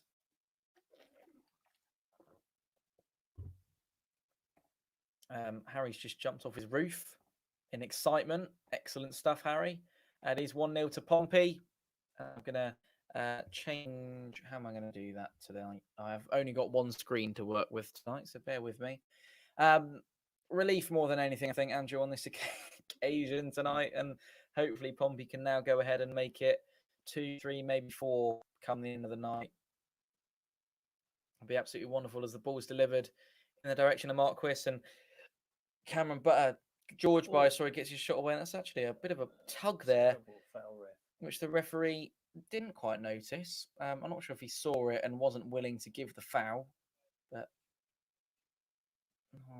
camera quality is absolutely horrendous tonight. So my sincere apologies for that, ladies and gents. As Ollie Clark has quite rightly said, it is a good one to settle the nerves. And hello to James Lane, who is a Bristol Rovers fan. If you're new, James, drop us a subscribe, mate. Lovely to have you with us, and you've looked all right so far, James. As from a Pompey point of view, it's definitely been an even enough first half, and hopefully for us that goal. So I sound like a jacket for us anyway, but that goal can kind of kill things off. Why are you making noises? Challenge that is. He's injured now, isn't he? I think he probably is, actually. There's a bit of a challenge there, which Pompey... Well, it's his own fault, to be fair. He stuck his foot straight through it. Good reviews from William Thompson. That's what we like to see. Thank you for that, mate. Opinions on Coventry's owners, and where do you see us in the Rico? So it's back in the Rico in 2 years, or even a new stadium. From Zavi Zakajay. If you're new, Zavi, drop us a subscribe. And to be honest, I don't know too much about the Coventry situation. I wonder if Andrew can help us out. All I am going to say is that the Rico is a very good home for Coventry City, especially in the Championship. And when fans are back, you can really get that place rocking. You'd imagine the likes of Nottingham Forest turning up and with a big old following at the Rico, can't you? That'd be excellent stuff. You got any thoughts on the? I don't know if you know anything about the owner situation. I don't, Tom. Right. Well, that will be the end of that one then. all we'd say on that one is sympathise with what you're going through, because we've had it in the past. Absolutely, and we wish you all the very best, and hopefully a return to the Rico is imminent for you. Nice place to go and watch football. We've been every time. We do like the Rico. It's not too much of a difficult one to get to on a Tuesday either, is it? So no, it's like a lot going on around the Rico as well. Lots of sort of food places and stuff like that. It's parking's shocking. Parking's not great. We've had a couple of permits when we've been playing at Coventry, haven't we? Permits? You mean parking tickets? Sorry, not what am I talking about? Permits. There's some parking tickets. Parking tickets. 60, 70 quid a time. Ronan Curtis now threads the ball through to Ryan Williams. Cross ball. It's an absolutely horrendous delivery. Not good at all. And Ryan Williams hasn't quite been at the races this evening so far. I'd like to see that improve from his performance tonight. You've got to get him off. Oh, I think you've got to get him off and put harness on a bit quick, Tom. And I wouldn't wait till half time. I think I'd change it because he's getting nothing, is he, Williams? Not getting a lot. Not getting a lot. I think that change, if it doesn't happen between now and half time, it probably will do at the half time whistle. I'd be surprised if it doesn't happen. I completely agree with Andrew on that one. Is it because he's not getting fed? We're not feeding the goat, or is it because he's just not doing enough with it? Perhaps it's possibly a mixture of both. I think and they're not giving him much room, are they? Rovers aren't giving him much room. To be honest, Ronan Curtis ain't done much down the left either. No, it has been probably hence the reason why Marquis's goal has happened is because it's down the middle. It's down the middle. There we go. That came in from the right hand side. To be fair, that goal. But Jack Baldwin now for Bristol Rovers. It's found a colleague in the shape of Jonah Ayunga on the edge of the box. It's 4 shots for Bristol Rovers and 6 for Pompey. Most important statistic is that Pompey are a goal up in the West Country this evening with half an hour on the clock.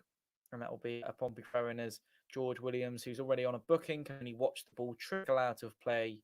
And it will be possession for the team in orange tonight. It's a push on George Byers, which the referee dismisses any claims of a free kick. Samuel's answered quite the rightly the question, and Anthony's given us a response 4-2-3-1. But so far, mate, obviously goal to the good and all that kind of thing. But have you been? We haven't been really pleased with the way we've set up, and I don't know whether the formation change is the catalyst for that. I think it is, Tom. I think we play more exciting football when we've got 2 up front. I think it looks quicker. Maybe it's because they've got 5 across the back. I don't know what scoop is, but it feels like we've it just feels a little bit flat. And although 1-0, as Aaron I think alluded to earlier when we spoke to him before the match kicked off. Sometimes you got to win ugly, haven't you? Yeah. But we're used to watching some fast-paced football where.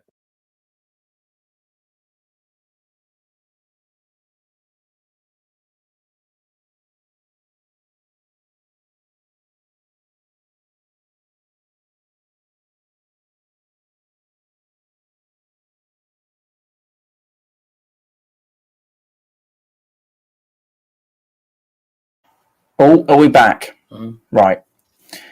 Change the settings there, ladies and gents. So hopefully the microphone situation has improved somewhat. Let me know if it has. So I need comments down below, boys and girls. How microphone sort itself out?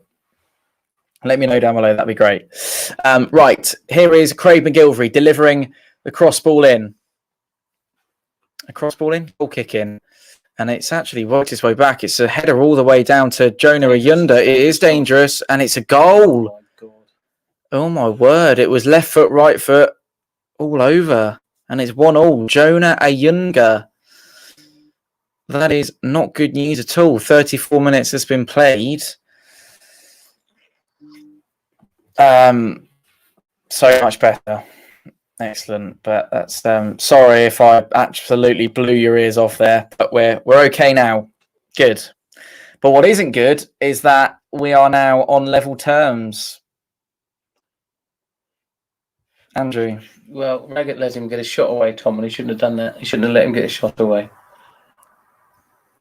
Yes, and I actually got an overlay that's gonna. This is bad, isn't it? Right, we're gonna stick with 1-1, and then what I'll do is I'll just edit that one just so it's 1-1. I can go up on here actually. Right, there we go. Let's save that and have it as a banner running on the bottom. Should I get rid of the 0-1 or leave it on there? Just have it like that, or I think that's probably better if we just go for a. We'll go for a 0-1 because we were 1 at one point, but unfortunately, it is an equaliser for Bristol Rovers. But Pompey looking to make amends to that very soon after. Yeah, that's really not good.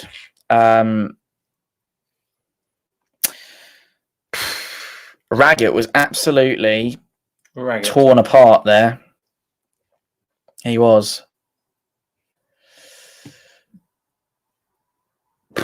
Right, 10 minutes to the break now. It is 1-1. I think Craig could have done a bit better with it as well, Tom, to be honest. But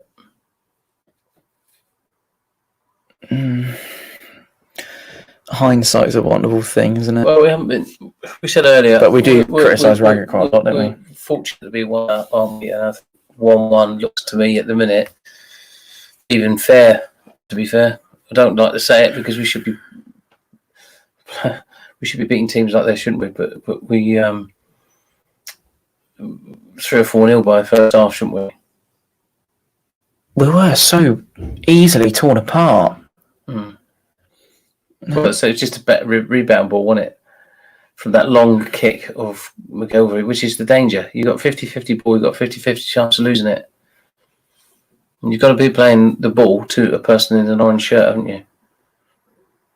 You have, absolutely. But here come Bristol Rovers again, the home side looking to capitalise on the lead that they got rid of that Pompey had automatically. But that will be a goal kick, and there is an awful lot of space, as Andrew's just said there. But I am quite pleased that the microphone's been sorted now, so that's good. Ladies and gents, if you're joining us and you're just tuning in, drop us a subscribe and a like on the stream would be much appreciated. And you were going to add something to what we've been discussing this evening so far. Yeah, I was just going to say, respectfully, Bristol Rovers aren't very good, luckily, because if they were, we could be in trouble in this game. We just don't look like... I don't know, really. It's sort of all over the place, isn't it? It doesn't look fantastic right now, does it? No. It's not excellent, but 37 minutes has been played nonetheless. Charlie Daniels with a little bit of a 1-2 on this near touchline. The ball is back with Sean Raggett. Plenty to discuss with our guests at half-time in just a couple of moments. And as Mark has quite rightly said, the defending was shocking. But that's not unlucky, is it? Not unlucky? It's not uncommon, should I say.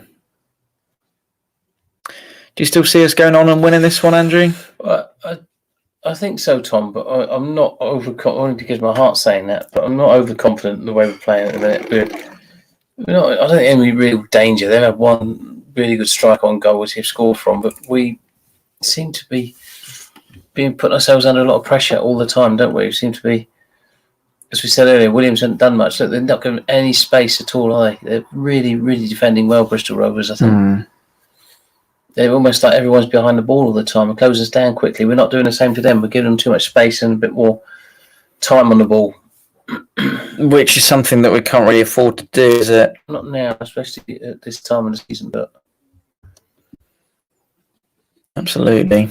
There is... Raggett just puts his boot through. Yeah. He doesn't need to. It's shocking. It's actually worked out quite well. George Byers plays through Marquis, who's through, and the keeper comes out. He's done well. The keeper has done it really well, but Marcus should have done better.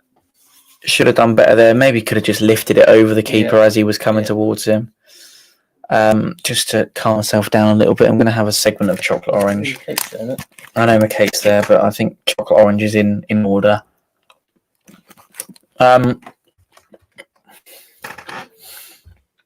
He's got to score here, hasn't he? Yeah. As you say, he's got to lift his feet and he didn't get a score away. It was an excellent ball from George Byers. Anyway, I've had my chocolate orange, Don't talk when you... and it has allowed for a period of reflection. And with 5 minutes to go before the halftime whistle.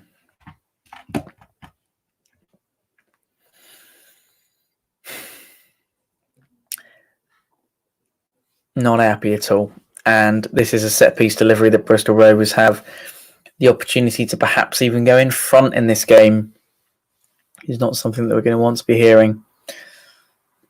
I think Ronan Curtis is the furthest man forward, and he almost actually, again, got a touch on it. And Craig McGilvery...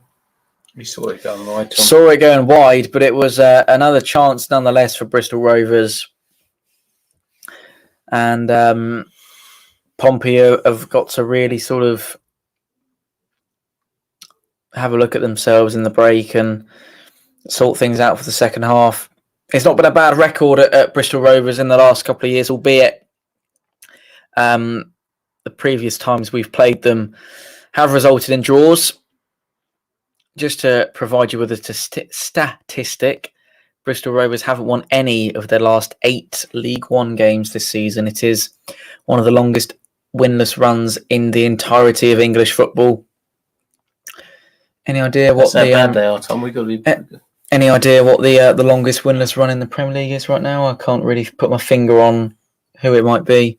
No, but I know roughly what it might be. I've got probably a couple of names of teams in my head, but one that shines out particularly. Right, we're into the final 5 minutes of this first half now. And so far it's been... That's a good ball. That's brilliant from it's brilliant from it's not Charlie bad Williams. From Charlie Williams. Who's that? Oh, Daniels, and it's strike that's high and wide over the bar. Williams, I said, didn't I?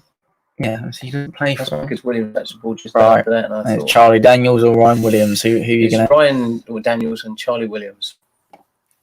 I think we need a stronger pair of legs on the pitch.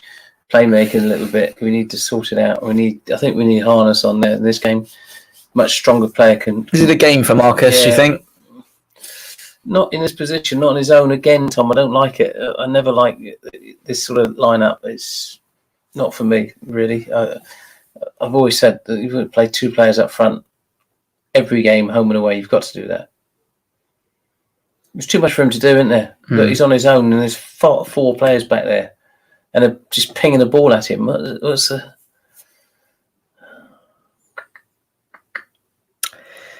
Anyway, things looking a little bit stagnant as we head into the last couple of moments of this first half. Here comes Ronan Curtis down this right-hand side looking to make things happen once again. He's got Ryan Williams as an option in the box, looks to find him, but the cross is blocked and he's lost the ball.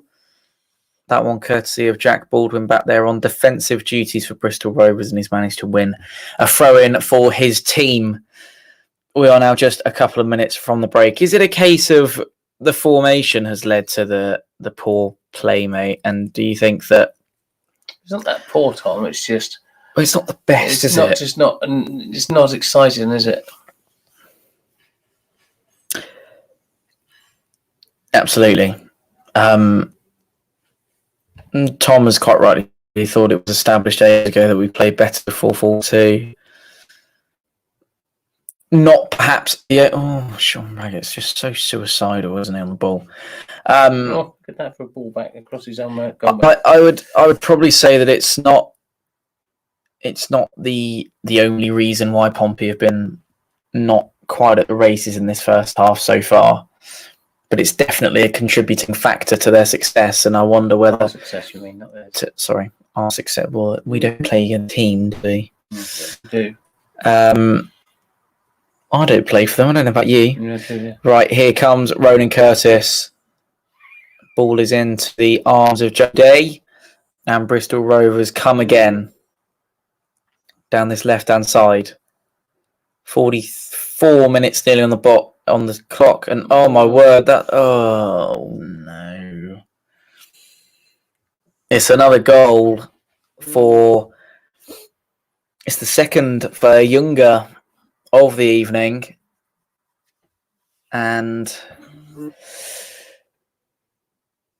that has absolutely thrown a spanner in the works. And again, defensively, Pompey can't be that wide open. We'll watch it again in just a moment. No, we won't. And that is the lead for the home side just before the halftime whistle. Defensively, we've been absolutely awful. And forward play, we've been awful too. You were saying it wasn't that awful a moment ago. I was saying it's boring, Tom, and I'm saying I'm not happy with it. And when you feel the way you can feel them scoring again. You know, it's just. I said, I don't know. It's just that formation again, isn't it? It's that formation that's costing us up front, and these long balls and trying to ping them at Johnny Marcus on his own up there. We've got a lot to do now, haven't we? Mountain to climb. Oh,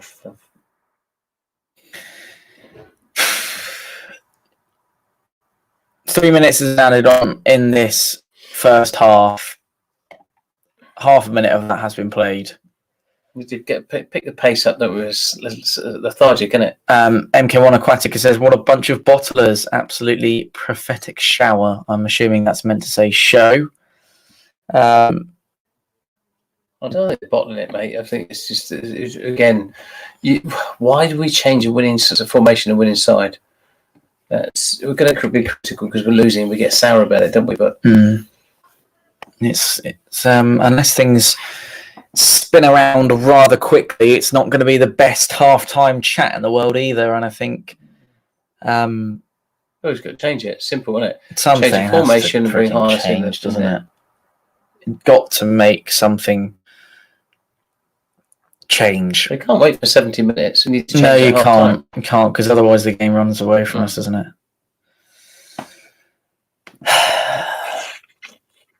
Just to put it in context, before the start of the evening, Bristol Rovers were a point above relegation.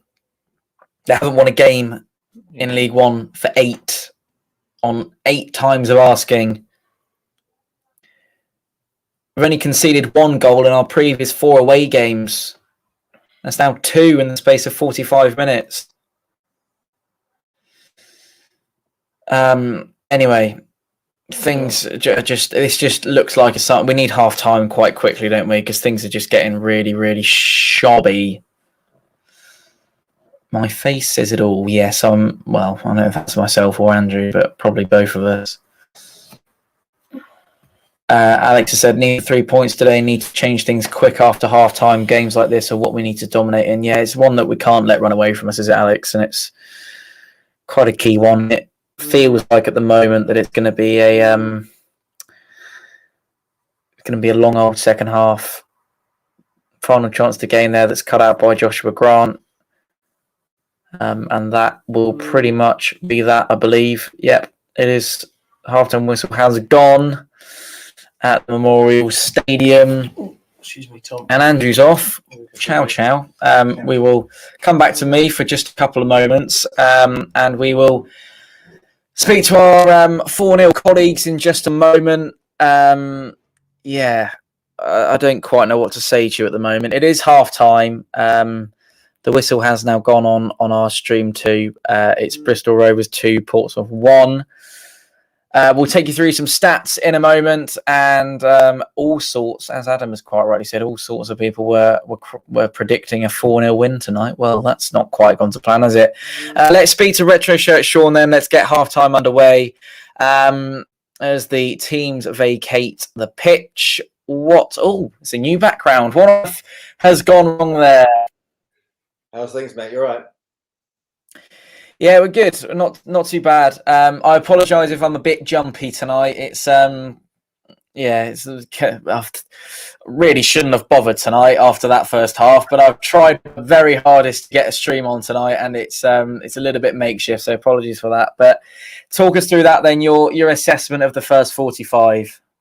It looked like we were set up purely for a defensive game where we kept them on the break, playing through the middle. Byers just sitting in behind Marquis and feeding him, and Daniels, both fullbacks, in fact, haven't got forward at all, and as a result, Williams and Curtis are both ineffective on the wing, and we're getting the odd break through the middle, but it's not enough. I think they've done it to try and see what Byers can do in the middle of the park, but I think hopefully in the second half they'll change it around to what normally happens.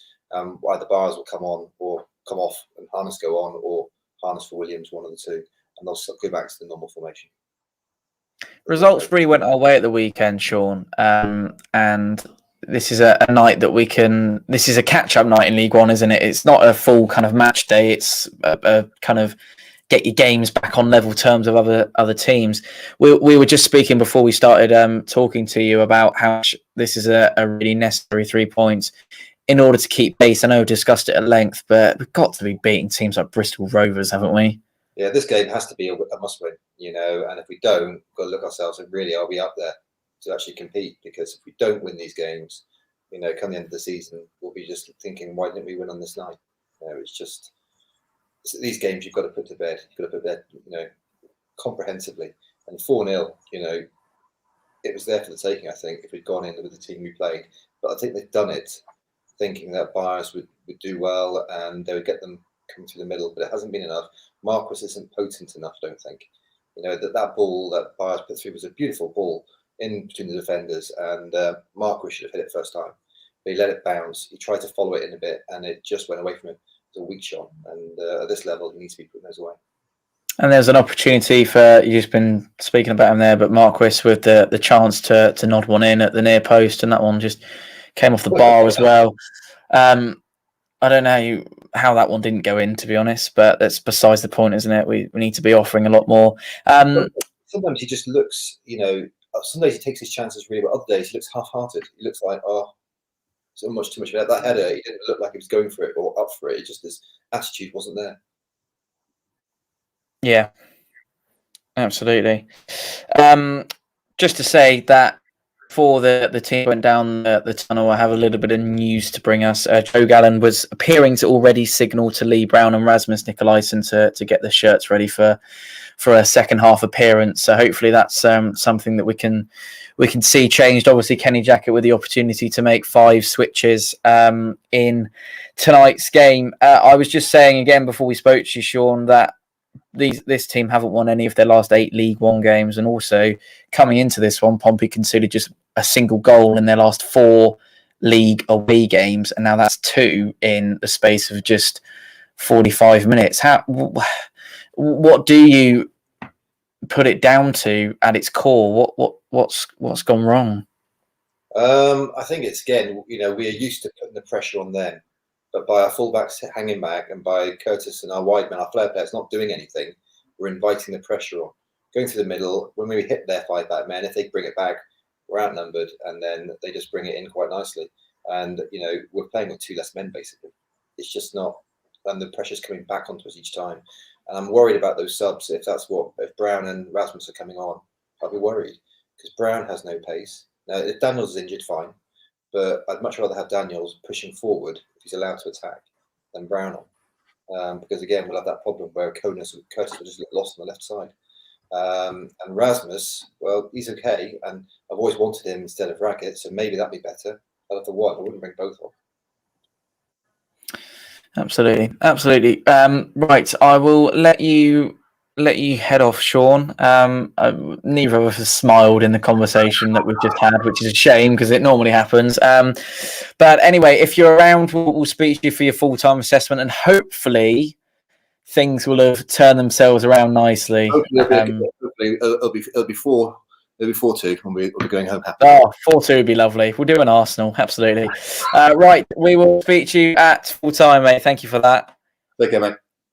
Speak in a second. That was Retro Shirt Sean, who's very kindly joined us for halftime. Right, Mr. Adam Poirier, what have you got for us, my son? A disappointment. Oh, I'm mate. not watching this one, I'll be honest. You know what? I'm kind of glad that I'm not watching To be honest, mate, I'm glad you're not, because you would be very angry.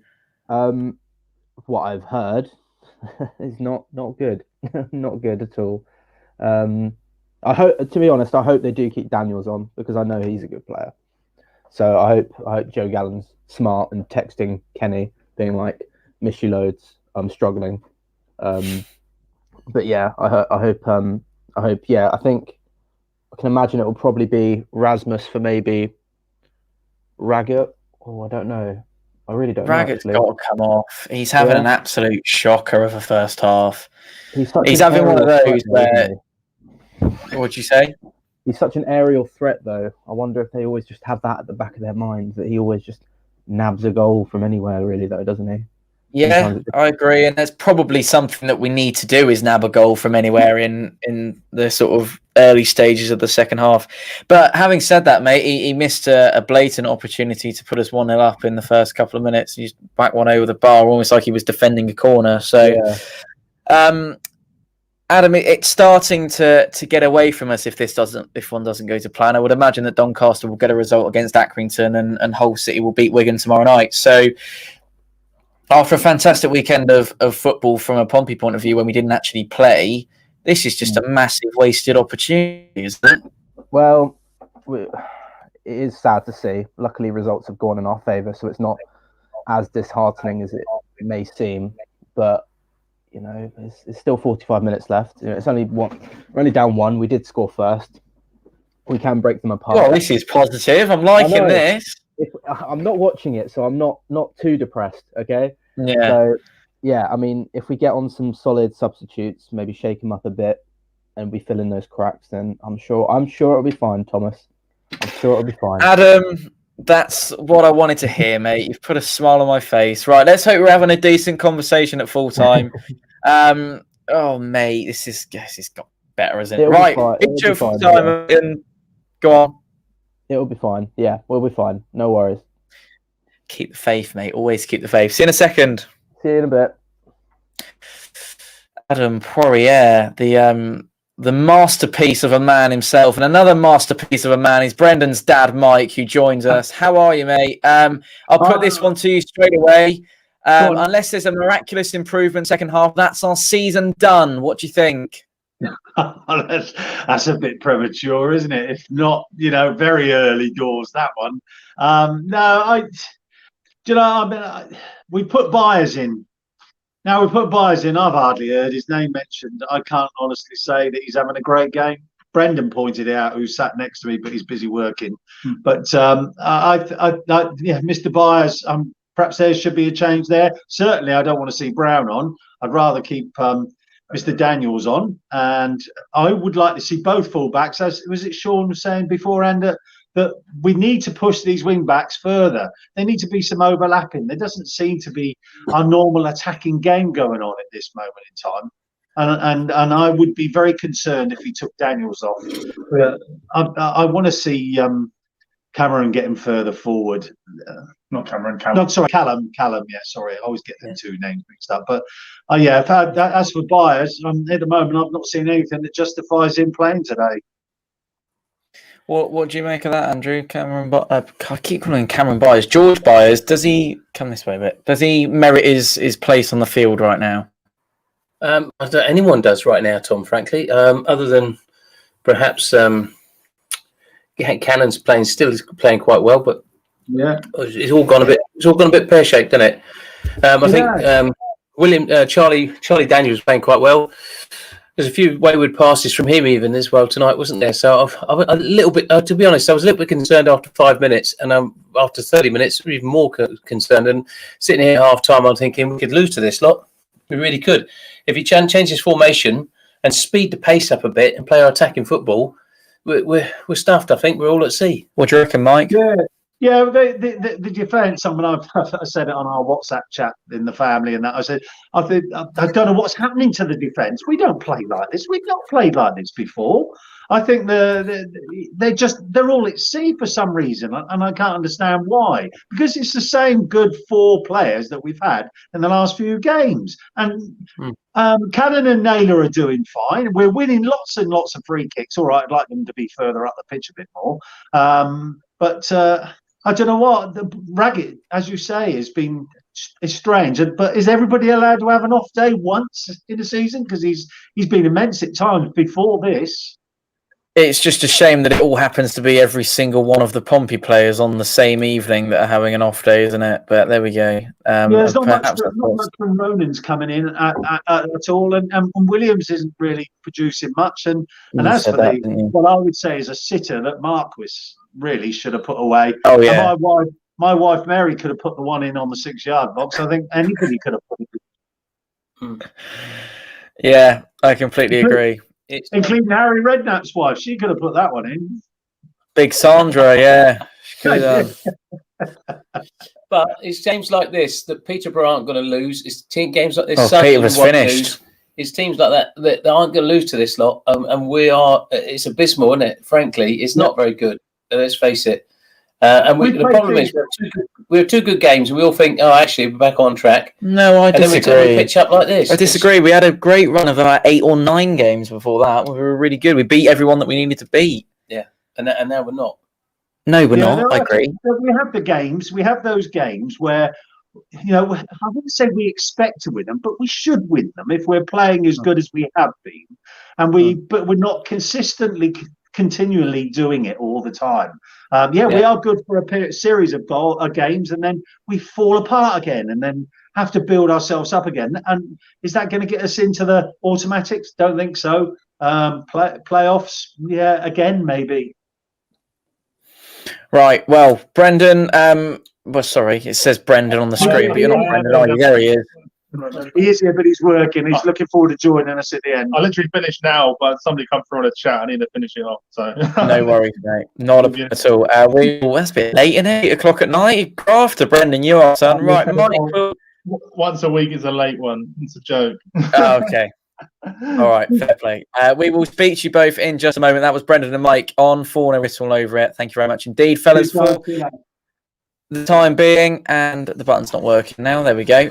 Aaron, you're the last one up, mate, for the halftime chat. Shocking. What did you make of that?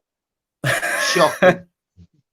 Right, it reminds me of when you're at school and everything. Your teacher goes off for a couple of days, and you get a supply teacher, and all the all the class play up a little bit, and that's what they're doing tonight. The teacher's not there, so they're playing up.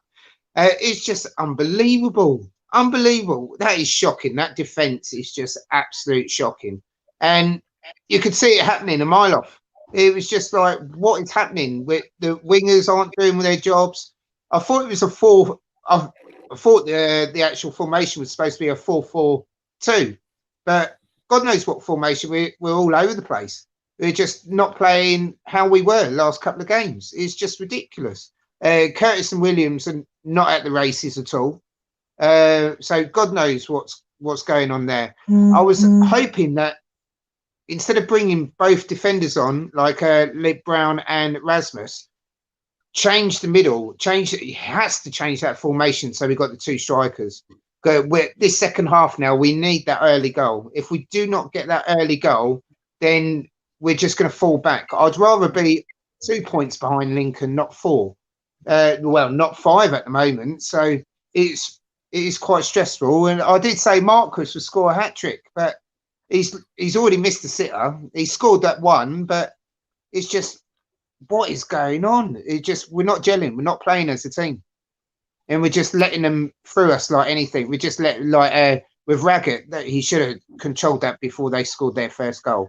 It was just unbelievable.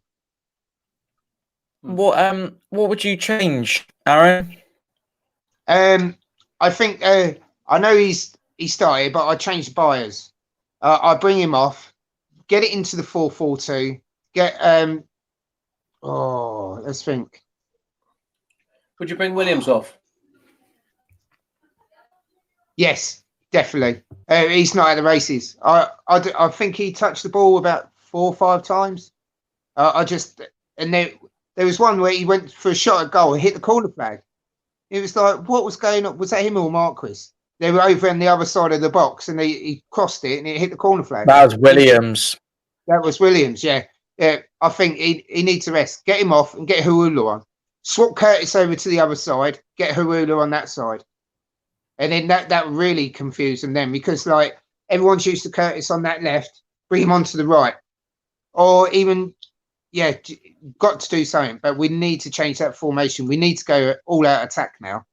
It's just Did you notice that Curtis is often he's defending quite deep as well? I know he's playing that sort of role where he's drifting in and out, but you watch it when they've got a set piece or they're on the attack. He's back on his 18-yard line, and that isn't the place for him. He's got to stay wide, I think, on the halfway line and play a high line, haven't they? They've got to give him some space to break into. He could break from the back like that with no one to pass to. This long ball from the keeper and anyone at the back just lumping it. When you got one up front, the target man is our friend Marcus. It really upsets me because this stupid long ball that we're trying to play over the top of all our midfield class players, it's bouncing back to them, and that's where their 2 goals came from. If you watch it, it's ridiculous. It drives you mad when you see we can play much better football than that. Yeah, because after the first 10 minutes, after the 10th kick out from the keeper, it's like that's not working. Play it to feet, work it out from the back, go onto the wings, make runs for it. Because we're a lot quicker on them wings than they are, and we will cause them so many problems. Curtis just needs to stay up top, cross it into the box, get it into the box. Cannon can come running in, Naylor can come running in, but it's just something's not right. Something's not right. I think unless Joe's Aaron, we're not getting the balls out. We're not getting the balls out to those 2 players and playing it in front of them, are we? We're not doing that. Yeah. We're playing it down the middle, a long ball down the middle. Gents, I have 3 substitutions to tell you about. It is Lee Brown, Rasmus Nicolaisen, and Marcus Harness coming on. And it will be, I believe that is George Byers who's coming off alongside. Yeah, it's Charlie Daniels. Charlie Daniels, James Bolton, Ronan Curtis being withdrawn in place of Lee Brown, Rasmus Nicolaisen, and Marcus Harness. Aaron, everyone we've spoken to has said that they would not take Charlie Daniels off. That has now happened, unfortunately, in place of Lee Brown. And Retro Shirt Sean was quite rightly saying that Lee Brown just hasn't got the pace, and that Charlie Daniels has really been kind of working his way up the pitch well, and managing to get up there and get at Bristol Rovers defence as the second half kicks off. Aaron, very quickly, your reaction to those substitutions. I wouldn't have made them personally. Bit surprised that Daniels has come off. I would have kept him on. I would have taken Raggett off. Glad he's taken. Who's come off? Marquis has come off. Daniels, Bolton, and Curtis. Right, okay. Well, we need to get a goal in the next 15 minutes, 10 to 15 minutes. We need to get a quick goal and then take it from there. But we cannot afford to lose. What has he seen about Williams? What has he seen that Williams is doing better than Curtis then to change Curtis instead of Williams? I don't know. He must have bought him a bottle of wine or something. It was just, I just don't understand. It's just, Anyway, strange.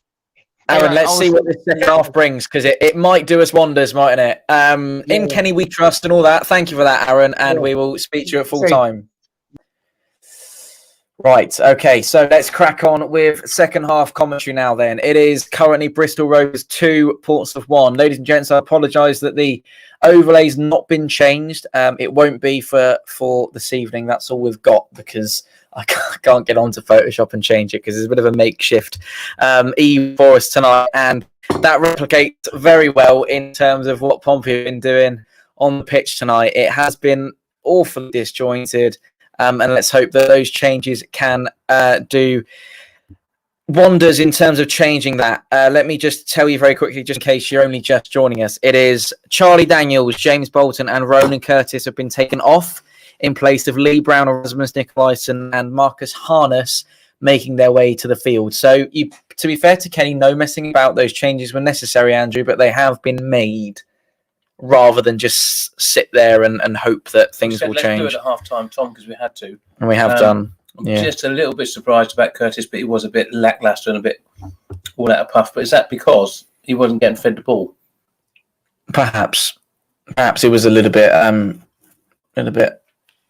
irritated by the fact that he wasn't getting the service that he wanted. I hate using the term service because I feel like it should be a team unit, shouldn't it? It's a brilliant tackle from Rasmus Nikolaisen there, actually, that Andy Cannon can capitalise on, and Ryan Williams is there as well. He's got an option of, actually, it's George Byers there, sorry, not Andy Cannon. It will be not a free kick for Pompey, as there's a turnover in possession and Cannon's working hard to get back there. He didn't need to, though. There's 4 people back there. Why is he going back? Still a line of defence there and there's now 3 Pompey players that surround him. I think the reason why he's getting back there is that Kenny Jackett said at half-time, we cannot concede another one.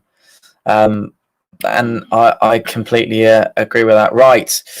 One of our colleagues, Retro Shirt Sean, has very quite rightly said he isn't changing the formation from what Kenny set up. This could be bad. It can only get worse if we get a red card from Rasmus. Just a reminder that I completely agree with what Sean's saying, but Kenny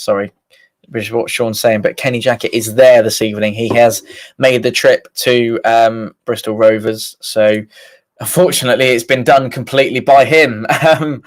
So I don't know whether he's already had a bit of a dose of anaesthetic or not, but no formation change when it was absolutely necessary. And actually it's the opportunity there for Jonah Ayunga, who's got the 2 goals so far for Bristol Rovers, to work his way into the box. Luckily that one was managed to be dealt with, and Mr. Poirier has quite said that what on earth is Raggett still doing on the field? That is the question on everyone's lips, and something we will discuss should things not turn around for Pompey in this next 45. But hopefully they will do so. It's a Bristol Rovers throw-in on this near touchline that is about to take place. 49 minutes is on the clock at the Memorial Stadium, and as Aaron said at half-time, a goal is necessary very, very soon, and John Mark was doing his very best to chase down the last line of the Bristol Rovers defence there, but he can't do so, and Sean Raggett's actually gifted the ball to Brendan Hanlan. Luckily enough, Rasmus Nikolaisen has a free kick for Pompey inside our own defensive territory, and that will be one that Sean Raggett will take. You join us live across YouTube and Facebook of the good evening to you all. If you're not a Pompey fan, you're probably having a better evening than we are right now.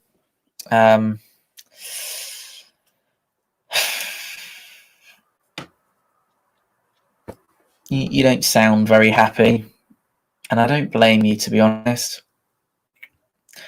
As Andy Cannon's grappling away, he's done so well there, Cannon. He will win. He's given a free kick to them. And then they'll counter, and we've hardly got any men back. And it's a quick opportunity. And crikey, horrendous refereeing. Andy Cannon was being muscled all over, ended up on the floor and managed to still keep the ball. And then it was a free kick the other way that the referee gave.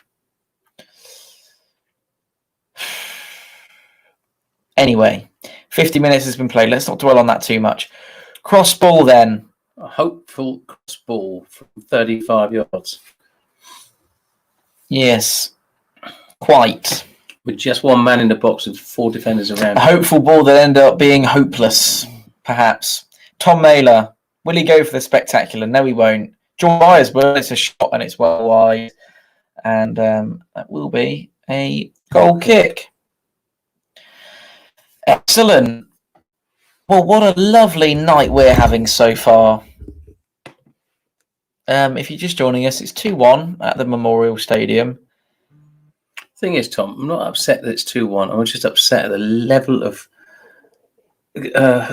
passion, the level of speed, the level of let's get the game on, let's get at them. There's none of that on the pitch.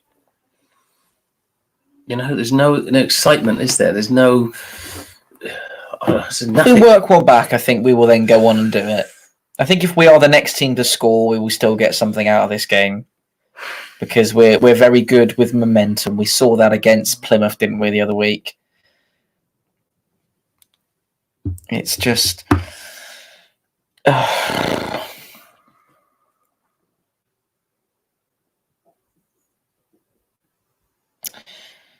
silence from myself and Andrew suggests that it's not the most spectacular of evenings to be a Pompey fan. I don't know whether the changes will have an impact on proceedings tonight. It definitely has been a case of as you were from a Bristol Rovers point of view. They've had ample opportunity to get forward. Well done, Harness, for chasing it down. At least he's trying. I think that was actually Ryan Williams doing that. I think it was Harness, wasn't it? I'm not quite sure, to be honest, but there's Ryan Williams now. It could be Williams, yeah, to be fair. It's quite a distance from us tonight, isn't it?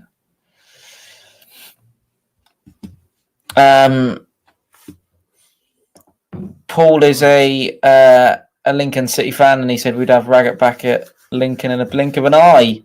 Still think, well, yeah, that's exactly what Williams said. He's all yours, and I completely concur with that. Right, so Pompey now on the far side. Sorry, again, there's got to be a foul committed in there somewhere. And once again, the referee. What on earth is going on there? Cannon gets frustrated that he's being hacked from behind. Down by the player. He gives it a bit back, and then it's not what we need, is it? Dodgy referees going against us. Sean said, why is it always the Tuesday night fixtures? It makes the week feel so long before the game on a Saturday. If we had some tactical noise input, we could walk this league. Why do we make it so hard for ourselves? What a comment that is. Tactical input is what we've talked about for many, many years, Tom. I'm going to have a chocolate orange segment. You want one? No, I've had too many and I feel sick now.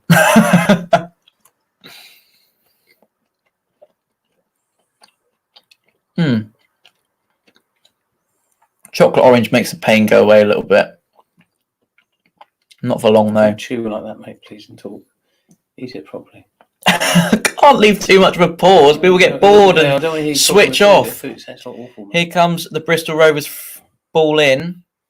It's a dangerous one, actually. James Bolton's got to deal with that. He's done well to James Bolton, to be fair. And here comes Ryan Williams making up a lot of ground. And in the end... Oh, my God. He's a lightweight, isn't he? He's lost it. And Luke McCormick,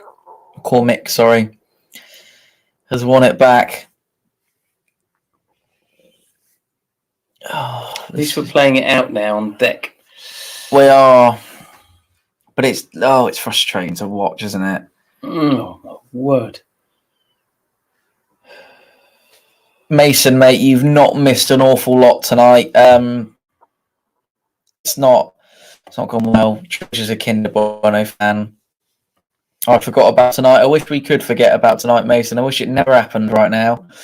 Have Marquis as well, please. I'm sure that bloke creates problems in the dressing room with his attitude. He's arrogant, miserable, and an awful striker. He did score tonight. Give him his dues. There's a ball across the box. Jaffa cakes are very good. They are. Richard, I think it's time to go and make a coffee, he says. And when I get back, the scoreboard best say 2-3. Richard, It'll be a long coffee, Richard. Yeah. Where are you going to go? Walk down to the centre of Pompey and get the Costa and then back, then see how you get on, mate. Yeah.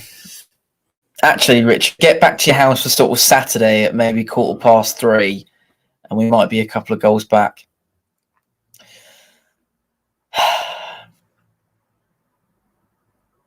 And that chance that you just went ooh on, Sean's quite rightly said that there was no one sliding in to make any sort of challenge on that. It's actually been possession has weighed in 63% Pompey's behaviour.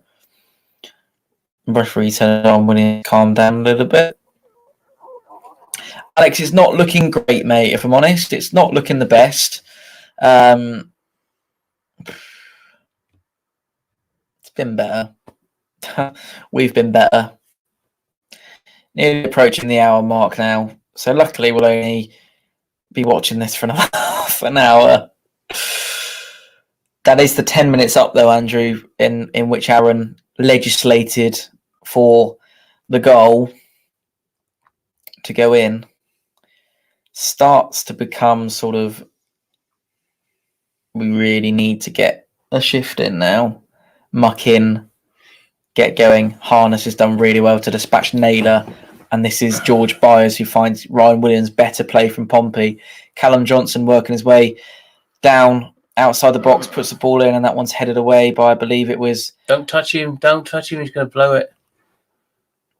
He's done really well there. Combination of Andy Cannon and Marcus Harness winning the ball back for Pompey. Brilliant Cannon. Works into the box. Great football from Andy Cannon. Absolutely. I had a little chat to Alex about this, actually, Sean. It was interesting to see that, and it's a bit of a sorry sight at Ipswich at the moment. I believe it's still 0-0 in their game against Northampton.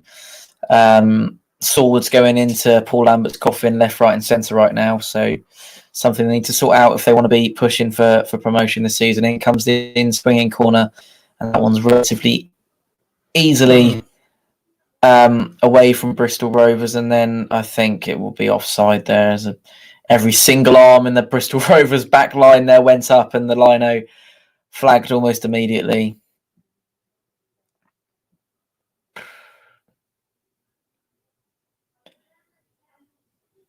Nearly the hour gone now. And myself and Andrew are sharing the same thought. We're almost wondering how this can be turned around, where it's going to come from, because it's not looking like it's going to any time soon, apart from a little bit of promising play that we saw a couple of moments ago. Good take from Sean Raggett. Callum Johnson with the ball at his feet. Tries to find Ryan Williams, but his first touch is poor. He's under absolutely lightweight tonight. Every single challenge he's under a bit of pressure from Kean Harris. He's too lightweight, mate, tonight. He's got to get him off the pitch. It has been poor from him tonight. It's not been his best performance in a Pompey shirt, and we were all surprised when the change wasn't made. And Marcus Harness has done well to win it back. It's a shot. It's over the crossbar. And that's the closest that Pompey have come all second half. And that shot courtesy of Marcus Harness. It hit the crossbar, didn't it? I'm not quite... It was very, very close. No, just over. Williams is over here saying, oh, and Marcus is saying, good to me, but... It was a tad on the selfish side from Marcus Harness, wasn't it? Yeah, but... He's realising he can't walk through the back five, Tom. And he's thinking, there's no one really who's in a position for me to roll it to. How's my update doing? It's literally just still there. I've got no idea what I'm going to do with that. Tomorrow. No, I'm going to do my best to sort it out tomorrow. Right, is a set piece that will be delivered inside Pompey territory from Bristol Rovers.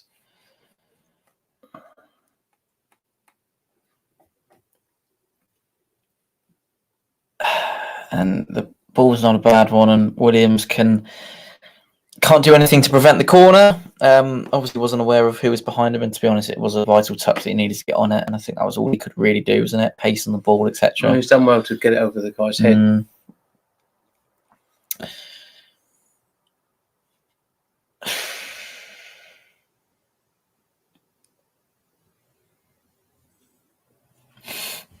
I'll be having words if he does, Adam, because I don't do that to him. What's that? Don't worry. Just Alex. I don't think... Oh! Crikey. Nearly 3-1. Nearly 3-1 there. Against Bristol bloody Rovers. Don't use language, please. It's a free header. It's shocking. Risen like a salmon.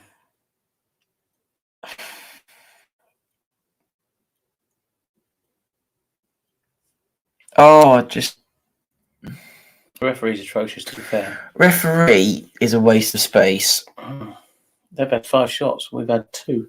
Yeah, one of us just a minute ago. Oh my word! Seems like years. Yeah, Russ, that's a great comment. Do you remember when we were top of the league at Christmas? Those days are gone. Let's not get too negative about where we are. In the Oh league, mate, let's we're be losing. negative. We're 2-1 down to Bristol Rovers. I know, it's shocking, and the passage of play is not good. And they've got 7 stands. It doesn't make a difference to the goal tally, mate, does it?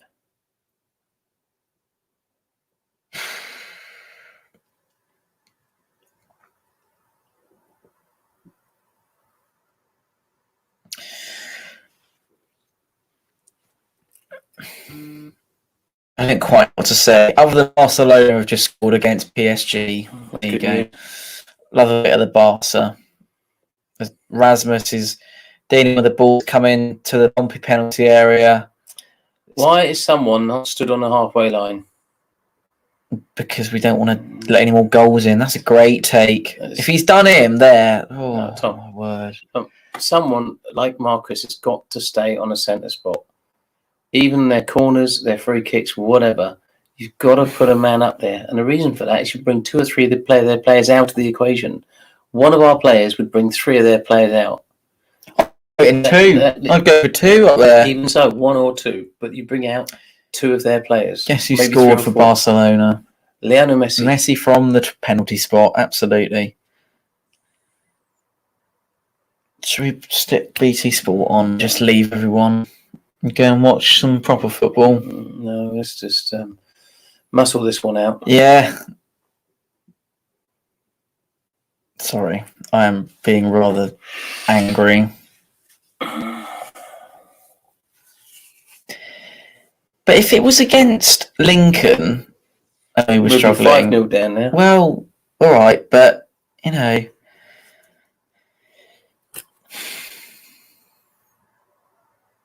Oh, here he comes. Next for Van Cannon. Harrison. For Cannon. For Cannon. Oh, brilliant move. What? What a dickhead.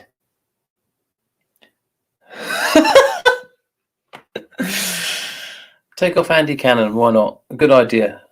He's about the only players putting some shift in tonight.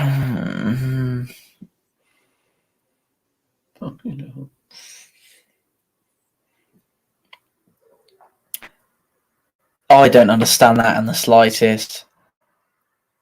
I could put up with...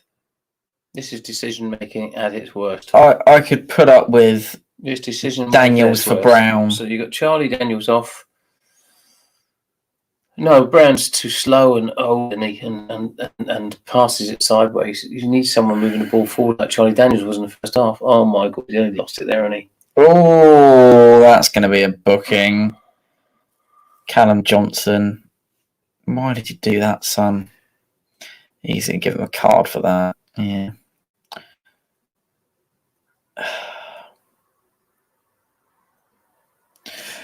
Oh, anyway.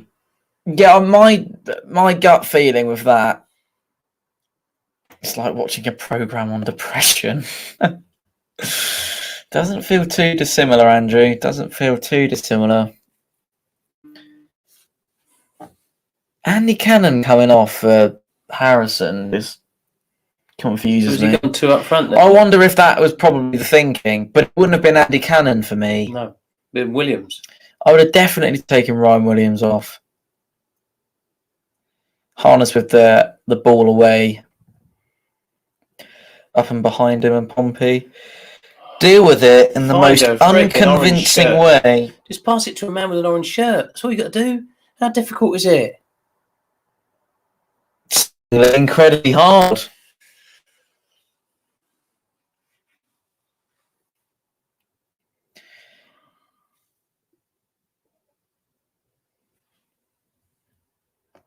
Callum is incensed. We have choices of Harrison or whoever to bring on, and we choose Harrison, the man who scores pens only and is pony 90% of the time. On top of that, you take off the best player on the park tonight, my favourite player, the whole team, Andy Cannon. What is wrong with you, Kenny? Can you not see the same game we can see? If we win this game, I'll eat my words. because he is absolutely, that is an abysmal choice of. I'd be willing substitutions. to wear an I Love Kenny hat for the rest of my life if we win this. Tactical genius. Oh, well, look at this. That's from Brown. Look. Wonderful slice from Lee Brown. Yeah. That is You see wonderful Charlie slice. You wouldn't see Charlie Daniels doing It's that. almost like he's tossed a pancake there. Oh, PSG have equalised.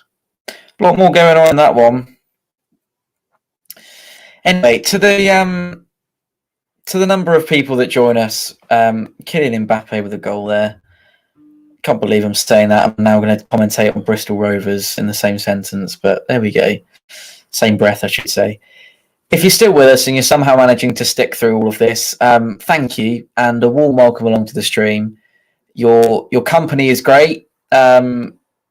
We do appreciate you all being with us, and apologies on behalf of all 11 men out there tonight and everyone else involved as such an appalling performance so far this evening. But if you're with us nonetheless, drop a like and subscribe, and yeah, we'll keep things coming for you. Here is Sean Raggett.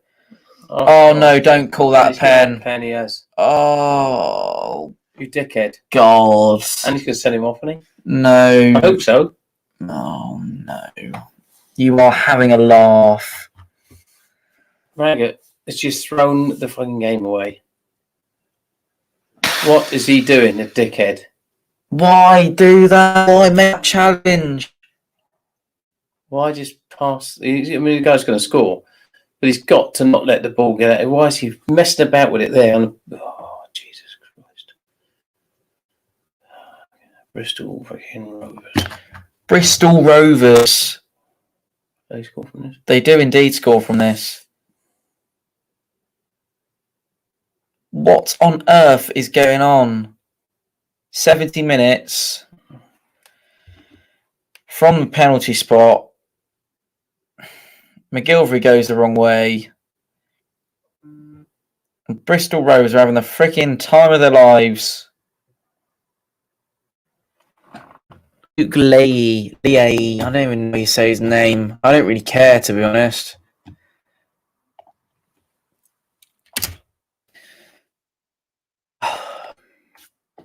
What is going on?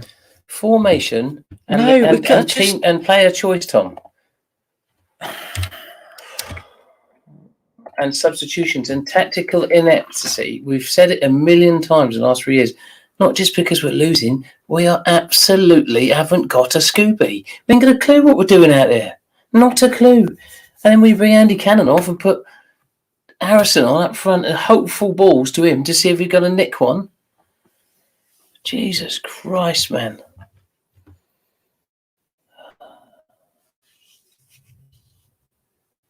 No arguments with the penalty. That's a dickhead thing to do, wasn't it?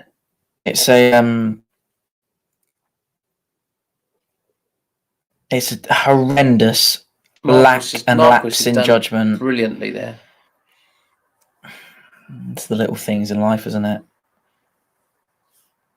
Williams tries to find Ellis Harrison on the overlap. Working hard in the centre of the park. Callum Johnson cuts inside. Looks to play a ball to Harrison.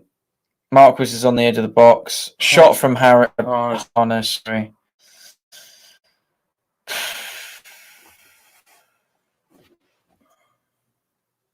Bristol Rovers. This has got to be the worst Pompey performance of the season. It's got to be the worst team we've played this season. By a long shot. One of the worst. I think Wimbledon were probably the worst team we played this season. But in terms of points on the tally,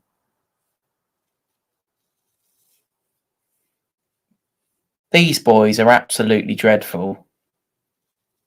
And the stats tell you that.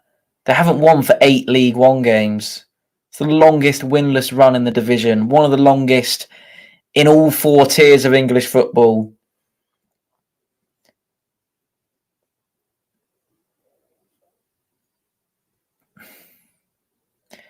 This also brings Pompey's... I know it's probably irrelevant, but this also brings Pompey's goal difference right back down to the level that it was at sorry, to the level that teams around us are at. We had a healthy sort of 3 or 4 goal difference on them. I believe that's probably been obliterated now. What to Williams? He didn't know what to do with it, and he went and passed it back to them.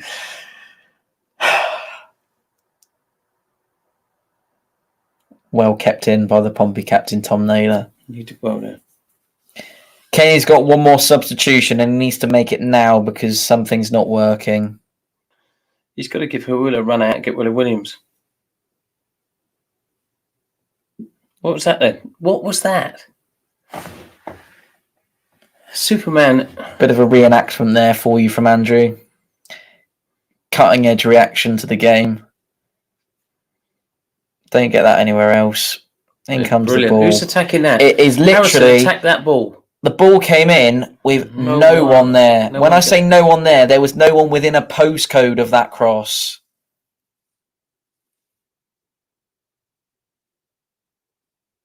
No one in Devon within that. Somerset? No, Bristol's a county on its own, isn't it? He just knocked it out for a corner. Has he done that? Yeah. Who was that Raggett? Who do you think it was? No, it wasn't Raggett. It was, because he was... I could see it was. What's this? What the hell was that?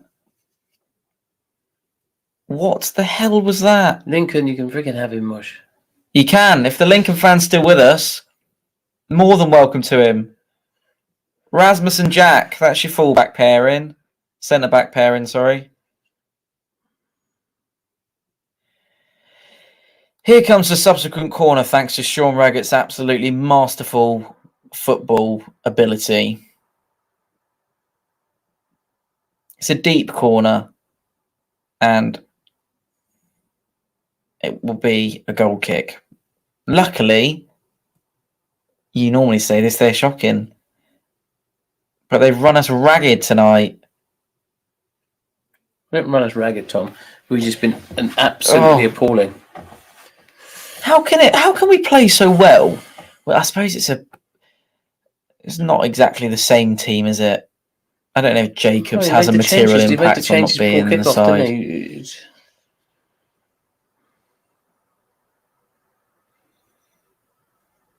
We wasted 45 minutes first half, mate, by playing one person up front.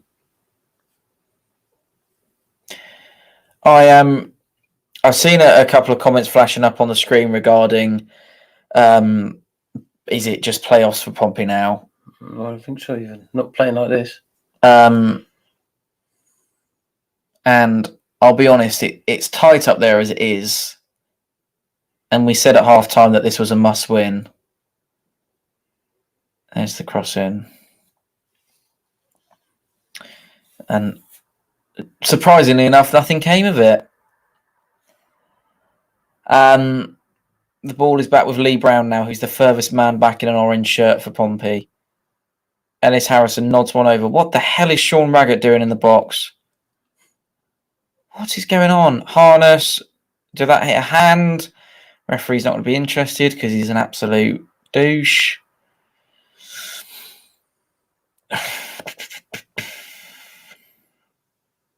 It's going to be a long 15 minutes. Over until it's over with regards to automatic promotion, but it'll be to the wire if it ever happens. I think it's important to note that it doesn't all hinge on one single poor night in Bristol. We've had name the last 5 games, Tom. The scores. Hold on a second. It's Harness. He's got into the penalty area, and if the referee blows for a free kick for Bristol Rovers, he freaking has as well. But tell me, think about the last 5 games. Good win at the weekend, Swindon. Just Swindon, mate. The other weekend, sorry, last Tuesday. Mm-hmm. Didn't play on Saturday. Mm-hmm. Who was it before then? Before Swindon. Good win against Charlton on the Tuesday. Yep. Then didn't play the previous Saturday, did we? And then we're back to our 2 back losses against Lincoln. So we won at Charles. Out of 5 games, we've lost 3 and won 2. That is not promotion material, I'm afraid, at this level, at this time of the season. What's worse is we haven't got any idea of what we're doing out there. There's no proper formation. There's no proper understanding. There's no proper, this is how we're going to play football. We made 5 changes. 3 of which you could argue are probably the best players we've got. Okay, it wasn't working for the first half, but that doesn't mean to say you change canon, does it? Just out of interest, there is I suppose Bristol Rovers are doing the same thing, but there is a team huddle that's involving everyone but Ellis Harrison right now. Kenny giving some commanding orders for the final 15 minutes or so. Right, great. Words of inspiration. Chris has quite already said that is one little victory that we can take away from the ceiling, is that the mics managed to work. And I'm glad that was sorted for you earlier on this evening. I wish the mic wasn't working, Tom. I could use the language I want to use. Yes, well, unfortunately, I would imagine there's quite a few kids watching us tonight, especially as it's half term. And as Darren's quite rightly said, the word is consistency, isn't it? None of it. We haven't got it. And in recent weeks, I agree with you. As Ross has quite already said, the mic was better before we were leading 1-0. Yeah, absolutely.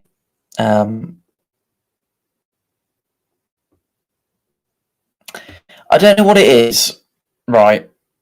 But I'm gonna come down quite heavily on Sean Raggett when I say this, but he has got a bit of a habit of derailing decent performances.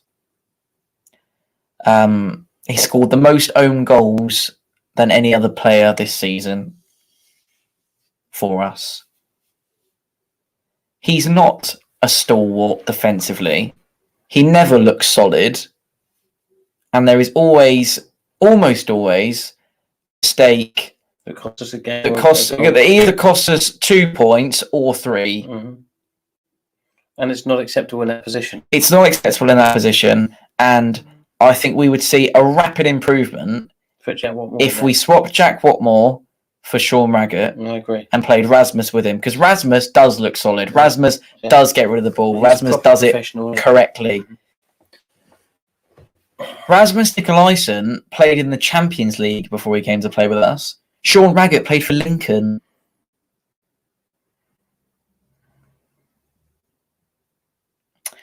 Who, strangely enough, find themselves higher up in the... We've got to be careful not slaughtering him for this result. I'm not just slaughtering him for just this result, because it's been a constant run of poor performances, and luckily we've managed to get away with it with the flip side of it. All right, he scored a couple of goals for us. He nicks a few. We've missed 2 tonight. But I'm a firm believer of the fact that he does more to derail the team than he does to add to it. I agree too. I've always said that, Tom. Other people argue, but it's another change for Pompey that's been made. It's the final one for the evening, I believe. Brilliant. So you got another lightweight on the pitch. Well, let's wait and see if anything happens from that. I don't rate him. He should be playing. His Spurs have sent him out to get some practice. It is finally time for Ryan Williams to leave the field tonight.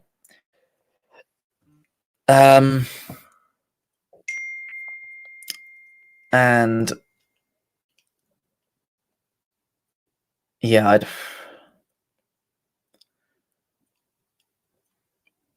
I feel like that needs to be needed to be said about Sean Raggett, and I think not a lot of people will disagree with me. He's incredibly suicidal to watch as a footballer.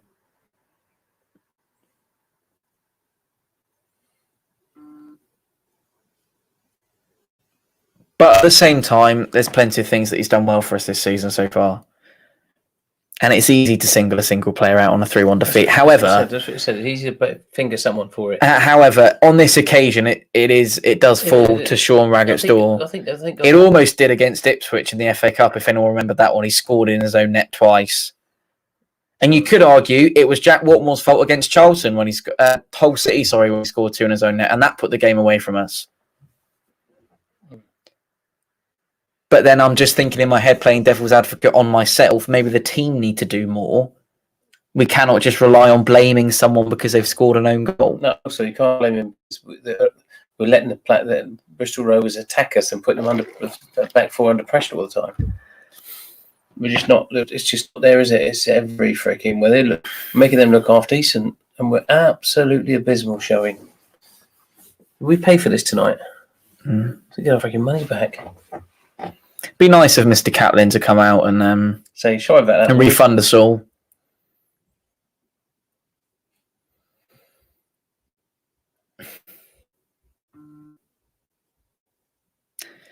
I was worried I was going to look down and my screen was about to say 4-1, but that's not the case. As 82.5 minutes have been played in this one. It's ping pong, isn't it? Raggett to Rasmus. Harvey White with his first couple of touches on the ball does well. Marquis finds him again. Harrison, good Pompey football here. George Byers right on the centre spot. A bit German there. Central spot. Here comes Marcus Harness. Ball goes in and it's not going to trouble the keeper. It's behind. I believe it was conceded for a corner and Lee Brown is racing over at lightning speed to take this one. Last couple of minutes here in the West Country as the corners played short. Harness eventually gets the cross in and that was inviting for Ellis Harrison. There'll be another corner on the other side. And all of a sudden it looks like the game's been... Someone's injected a COVID vaccine into the game. You'd see it on there, wouldn't you? Unfortunately, I don't think anything will come of this in the next couple of moments. Ball goes in from Harness. It's one of the worst balls he will ever play in a Pompey shirt. And there is a substitution to be made for Bristol Rovers. And it's probably the first, I think it is the first one they've made this evening. No, they've got a couple on earlier, Tom.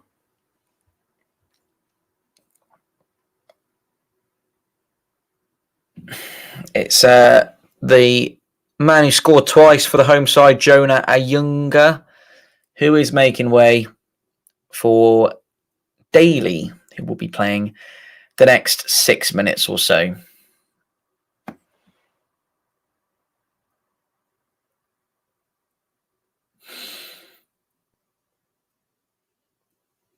It's not like it's been nothing from Pompey though. I have to admit, there's been opportunities, haven't there? Yep, there has. Yeah. You're right. Yep. Dave Martin sent me a video. Tom Naylor. Looks like you're having a better night than I am. Harness. Ball is high and into the stand. Hugh's off to sleep with his granddad. Much more enjoyable and less embarrassing than watching Pompey tonight. Hughie, I assume that's sleeping next to your granddad and not with your granddad. I'm sure it probably is. John has said, I've changed my mind. You won't make playoffs. Thank you for that, John. John Bristol Rovers. We're inclined to agree with you, mate. John Bristol Rovers, is it? I don't know who he supports. John, let us know who you support, mate. On tonight's performance, and if things continue as they are, no. Not happening. Bet some of these players are using Jacket's impending layoff as an excuse not to turn off. Crikey. Find him, abuse him, and chuck him under a bus. It's a bit heavy, isn't it? That is quite heavy.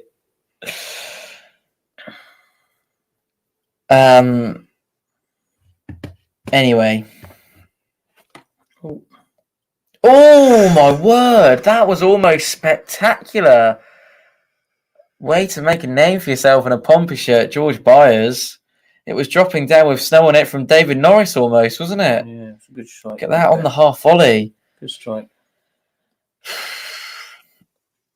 It's not a bad opportunity. Definitely needed saving. And this will be a corner delivered in. And again, doesn't quite fall the way that we wanted to. And Lee Brown will thumb out the ball to the right-hand side. It's another delivery. And again, Ellis Harrison's there to meet it. But he doesn't connect with it. I don't think he has done all evening. We'll speak to Brendan and Mike in a moment, but Ed Harrison has not had a good night tonight. And there is an injury to a Bristol Rovers player. Referee waves on the medical staff, and that gives us an opportunity to pause for a bit of a period of reflection with 3 minutes of regulation time to go, Andrew. At least we're winning on corners.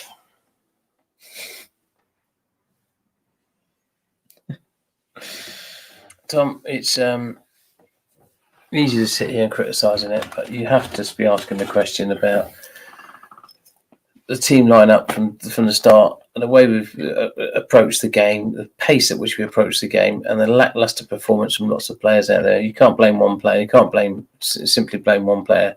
They've all been pretty poor, with the exception, I think, of the first half, Andy Cannon and Charlie Daniels. I think the rest have been absolutely woeful. Marcus has had nothing, but he's not going to get anything because he played him one up front. And what are we doing that? You've got to question Jackett's decision of playing one striker for 45 minutes. In fact, then he brings on another one who can't head the ball. Mate, it's very, very, very, very disappointing to watch this sort of football. It's really plain and simple from our point of view. The evidence that we have the last couple of weeks that we've played is that inconsistent. Pompey work well when it's 4-4-2. Any team wanting to get out of League One work well with 4-4-2. You cannot play one striker up front when you have tall, stocky League One centre-backs to face. You need two. You need two even to just pose a threat. If it's John Marquis having a little run around for 45 minutes, which is what it was at the start of the first half, and for all of the first half,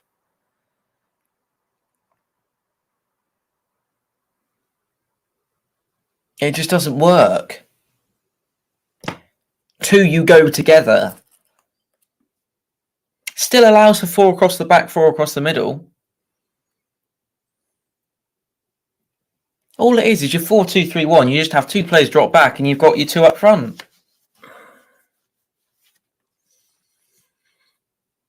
You're 89 minutes, dickhead. Get the ball up there.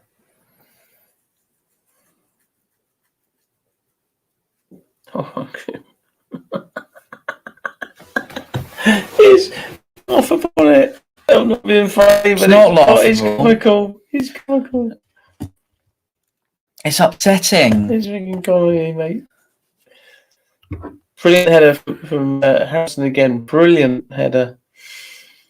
Do we score or not? No, of course we don't. Don't be silly. Oh, for goodness sake, it's 7 minutes to add on to this. Should we just call it a night? Mm-hmm.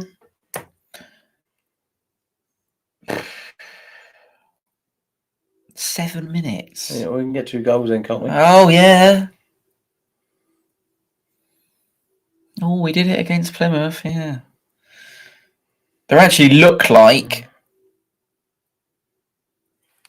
Sorry, I'm being very cynical and hot and bothered and irritated by my football club, but at least it looked like there was some kind of fighting spirit against Plymouth. We actually looked like we wanted to get back in it.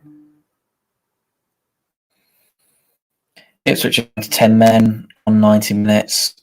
That doesn't matter too much. Marquis, harness, edge of the box, shot. Oh! The post. Hit the freaking post. And then come out again and hit the back of the keeper. Closest Pompey have come in this entire 45-minute period. Harness, to be fair to him, done incredibly well since he's come on. Yeah. Oh, Tom died. Tom Naylor's put that down. What a waste. M32. He's put it on the M5. In fact, it's worse than that. It's almost in freaking Ashton Gate, that one.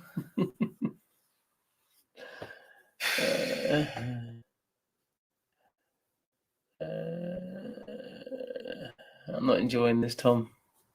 Are you not? I'm not enjoying it. Neither am I, to be honest. Is everyone gone now? No, not everyone's gone. I don't know what people can say afterwards other than, Oh, I can't wait for our full-time chat. why don't we bring some people up and see what they've got to say? We'll give it 5 minutes and then we can have our chat once the football's finished. Because There ain't no football. there is. We're watching. Funny enough, Watching there is. Bristol Rovers play, haven't we? Oh, luckily the ref's given us a foul in our favour. I think that's probably the first one he's given to us for 45 minutes. Just it is a catalyst for the poor performances, the referee's decision making as well. He's made some absolute clangers. Penalty was fair enough. Ball goes into the box. There's Harvey White who gets in there. What is Harrison doing again? And again, it's another ball. This time it's on the M6 heading northbound from Ellis Harrison.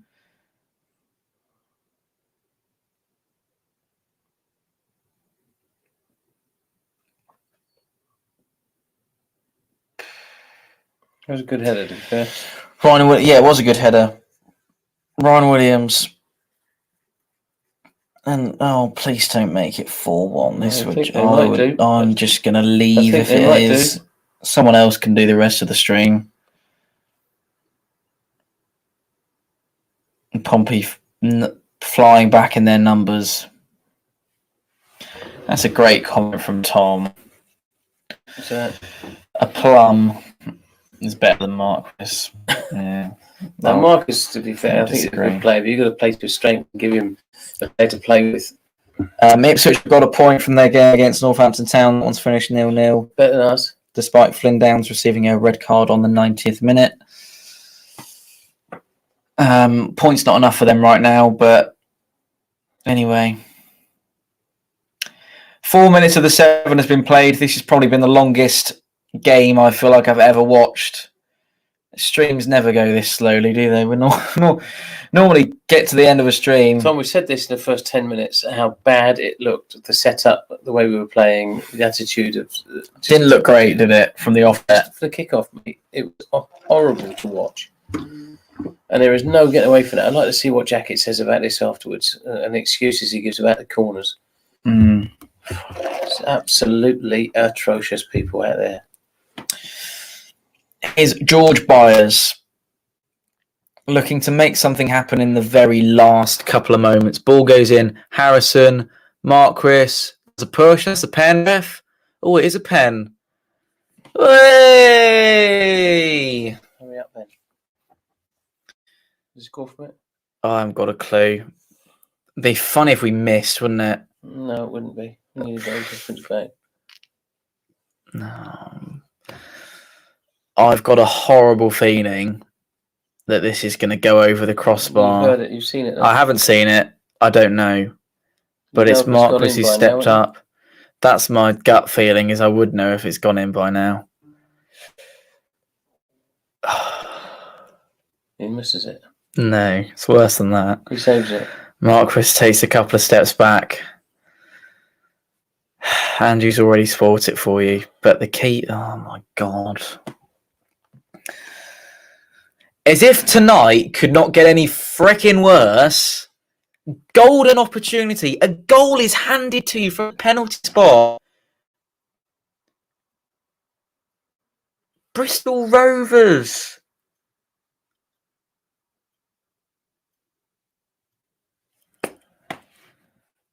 What? How have we missed a pen? And why is John Marquis taking it?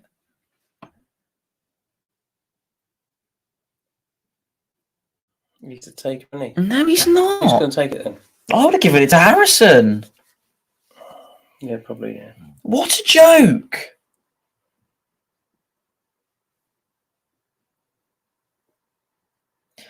Anyway, luckily there's only 30 seconds left of this one.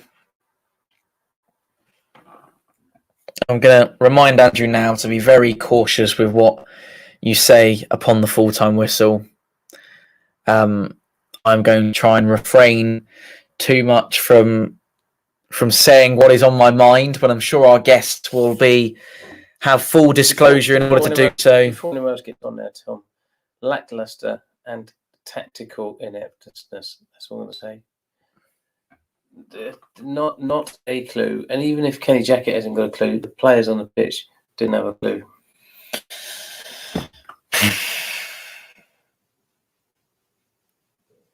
You just know it's not your night, don't you? No. When when Marcus goes and misses a blimmin' penalty. It's not that. We just haven't played at all well tonight because of the formation and the player selection.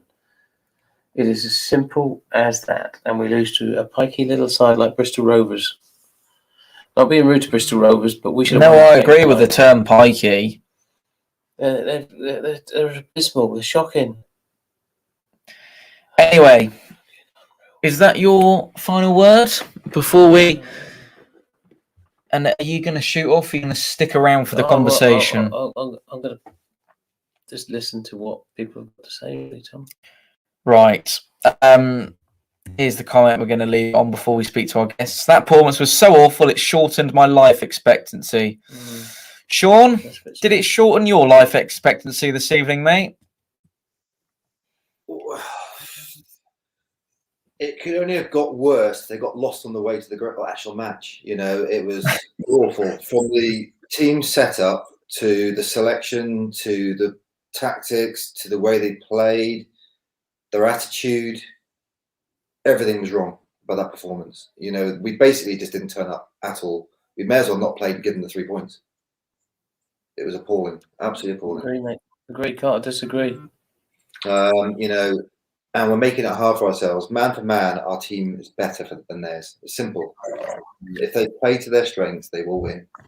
But the players we have, I think Jackett is almost too intelligent for this division. He must be, because whatever it is he tries to get them to play, the players can't perform what he wants them to do.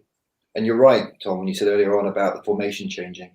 4-4-2, 4-2-3-1, whatever. If you've got the right players of a sufficient caliber, they can switch between tactics in a game and make it count. They know when it's not working, they change back. You know, we seem to go in with a tactical setup and we never change it in the game, no matter what. And we take off players who aren't performing because they're being played out of position or playing wrong. And we bring on other players and ask them to do the same thing. And actually, we've got good players. It's just the fact that we can't get them to change tactically. They play in a good way, in a certain way, so play to our strengths. Why do we go in and defend it? It's depressing. It is. I think it's a good way to sum it up, to be honest, in the nicest possible terms. Yeah, it's a really, really tough one to take, especially, Sean, against such a poor side. We said before, this is their first win in 8 games. Yeah. They've got one of the worst records they got the worst record in the league and one of the worst across the country. And it's Pompey, funny enough, it's probably quite ironic for us, isn't it, that they go and deservedly take 3 points off. Yeah. You've got to hand it to them a little bit. You've got to hand it to them a little bit, buddy, because they've obviously come and played the game that they're going to play. They played the tactical, and they were bright enough to work it out and go, actually, just stop them playing. They're going to put one up front. This is easy for us. Just let them play a little bit of football around the middle of the park, shut them down quickly, and take the ball off them. And that's what they did. And it's abysmal. Tactically, you said he's too intelligent for this league. I would argue with you on that one. I've always said I don't think he's got Scooby-Doo. I was being kind. It's probably too technical. I'm going to rephrase that. He's too intelligent for this league. He should be in League 2. That's what I would say to that. Not because of any other reason. Then we've said it a lot of times. You set it. Your line is wrong. Your selection of players is wrong. And when things aren't going your way, there's no change. You just swap one player out for another. Why are we taking Andy Cannon off? There was nothing happened after that. Nothing. It's shocking, and it's not me being sour grapes. I just cannot sit and watch that again on Saturday. A comment about you playing for that match as well. That was awful, and it's affirmed to me as well. Raggett is not a football league player. You know, what is he doing on that pitch? Nothing about Raggett tells me he should be a footballer. Nothing. Nothing at all. But yeah, so I'm depressed, Tom. And I will also say as well, my battery's about to run out on my laptop as well, so I'm probably about to lose you shortly. Sean, mate, well, to be honest, I don't want to discuss the game anymore. So see you on Saturday, and let's hope for a better one. That was Retro Shirt. Sean very kindly joined us, and his immediate reaction, and I completely concur with all of that. Right, he's not looking very happy at all. Oh, dear me. Quickly getting your work done for, was it? No, definitely. God, I missed the first half. No, I watched it, but I shouldn't have been watching it really. But yeah, that wasn't very good at all from us. That was very, very poor from Pompey, and I think Marcus's penalty at the end of the match sort of summed up the performance really. You know, just weren't at the races at all. Why change a winning formula? You know, you play 4-4-2, change the formation, changes up the play. It makes a few changes to the side. You know, I think you were right there. Raggett didn't look good at all tonight. You know, as we said, we've seen glimpses of Raggett being brilliant. You know, he's scored plenty of goals this season from corners and free kicks and stuff, and you know he's good to get up there. But it shouldn't have been Bolton come off at half time. It should have been Raggett and Nicolaisen and Bolton playing together. Personally, that's what I'm really surprised that he took Bolton off. I thought that was a really poor decision. I think we also agree with Dad when he says that Cannon didn't deserve to be withdrawn from proceedings. Brendan, I just want to ask you, mate, does this say to you that all Pompey can really achieve if they can't beat teams like Bristol Rovers is a playoff spot this season? Well, it's hard to say really because we have beaten the top lads, we have beaten the top teams in the league, and we've got points where we've needed it. You know, we've had a couple of blips recently. You know, saying that we've had, you know, we had that a few weeks ago when we lost to Lincoln and Hull. You know, so we've lost 3 out of 5. Yeah, it's not good enough. No, and again, not even to finish in the playoffs. I don't think, especially playing that formation. No, exactly. If we should be playing like that, we'd be murdered every week, wouldn't we? Yeah, exactly. And we shouldn't have done that. I think we've made the wrong changes at the wrong time. You know, granted, I don't think Curtis was playing well. Daniels and Curtis weren't linking up at all down the left-hand side. So I understand the changes over there. I'll tell you what, Marcus Harness today, even though he didn't score, when he come off the bench, he did actually play well. Had a few shots on target, put a few balls in. So he come on and showed he had a point to prove. I don't think Kenny was at the game today, was he? It was Gallen on the sidelines, wasn't it? No, he was there. Yeah. Was he there or was he not there? I'm not sure. When I looked on the telly, I only saw Gallen on the sidelines. Normally you see Jacket stood up, but I only saw Gallen there. We'll have to find that out for you. But... Yeah, does it really matter, Brendan? Oh no, but I don't know. But I think going forward, these next few games where Kenny's not going to be there, a lot of people are saying, "Oh, maybe Gallen's going to put some fire in the belly of the boys," or are they going to be like, or is it going to be a bit like, "Oh, our gaffer's not here," you know? Are they going to be a bit lost? You know, I don't know. We don't know. There's still a few more games to go. You see, we've got Oxford coming up and Blackpool coming up. You know, today was meant to be the easiest one out of the lot, and it didn't look like it. I think we've got, is it Blackpool playing on Saturday? Yeah, Blackpool Saturday, and then who are we playing on Tuesday? Oxford on Tuesday, isn't it? Then Oxford, and then what's the other one? Gills, is it? I think.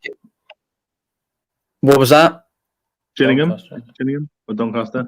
Gillingham's in there as well, and then they start, and then we've got a game against Northampton, and then Sunderland sort of towards the start of March as well. So there's plenty to come up.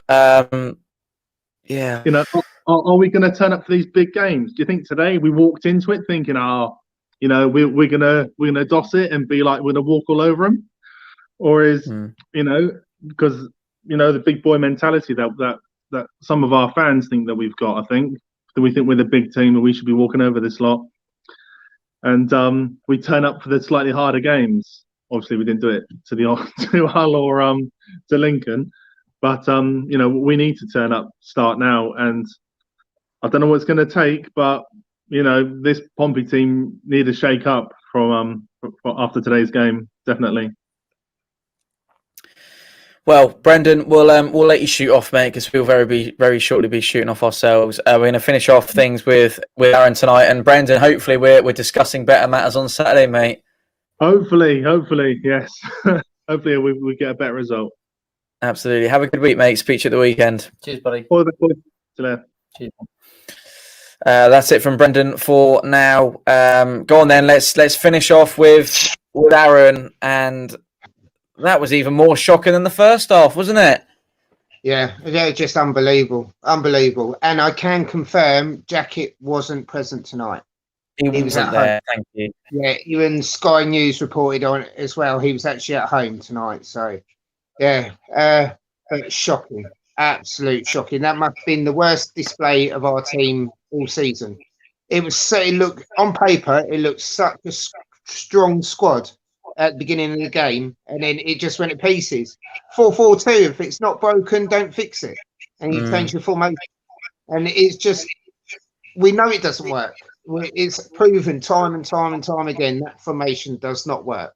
4-4-2. We get the balls in the box. There's two players there, two strikers. Marquis cannot do it on his own, especially when you've got sometimes they were playing a back five at some points at Bristol Rovers. But they look like the team that were in the playoffs. At time. It was just ridiculous, absolute ridiculous. So we've got all that hard work. We weren't even playing over the weekend. All them games that went our favour means nothing now. Absolutely nothing. The only ones that actually benefit for tonight is Peterborough, because they're like 2 points behind Lincoln now.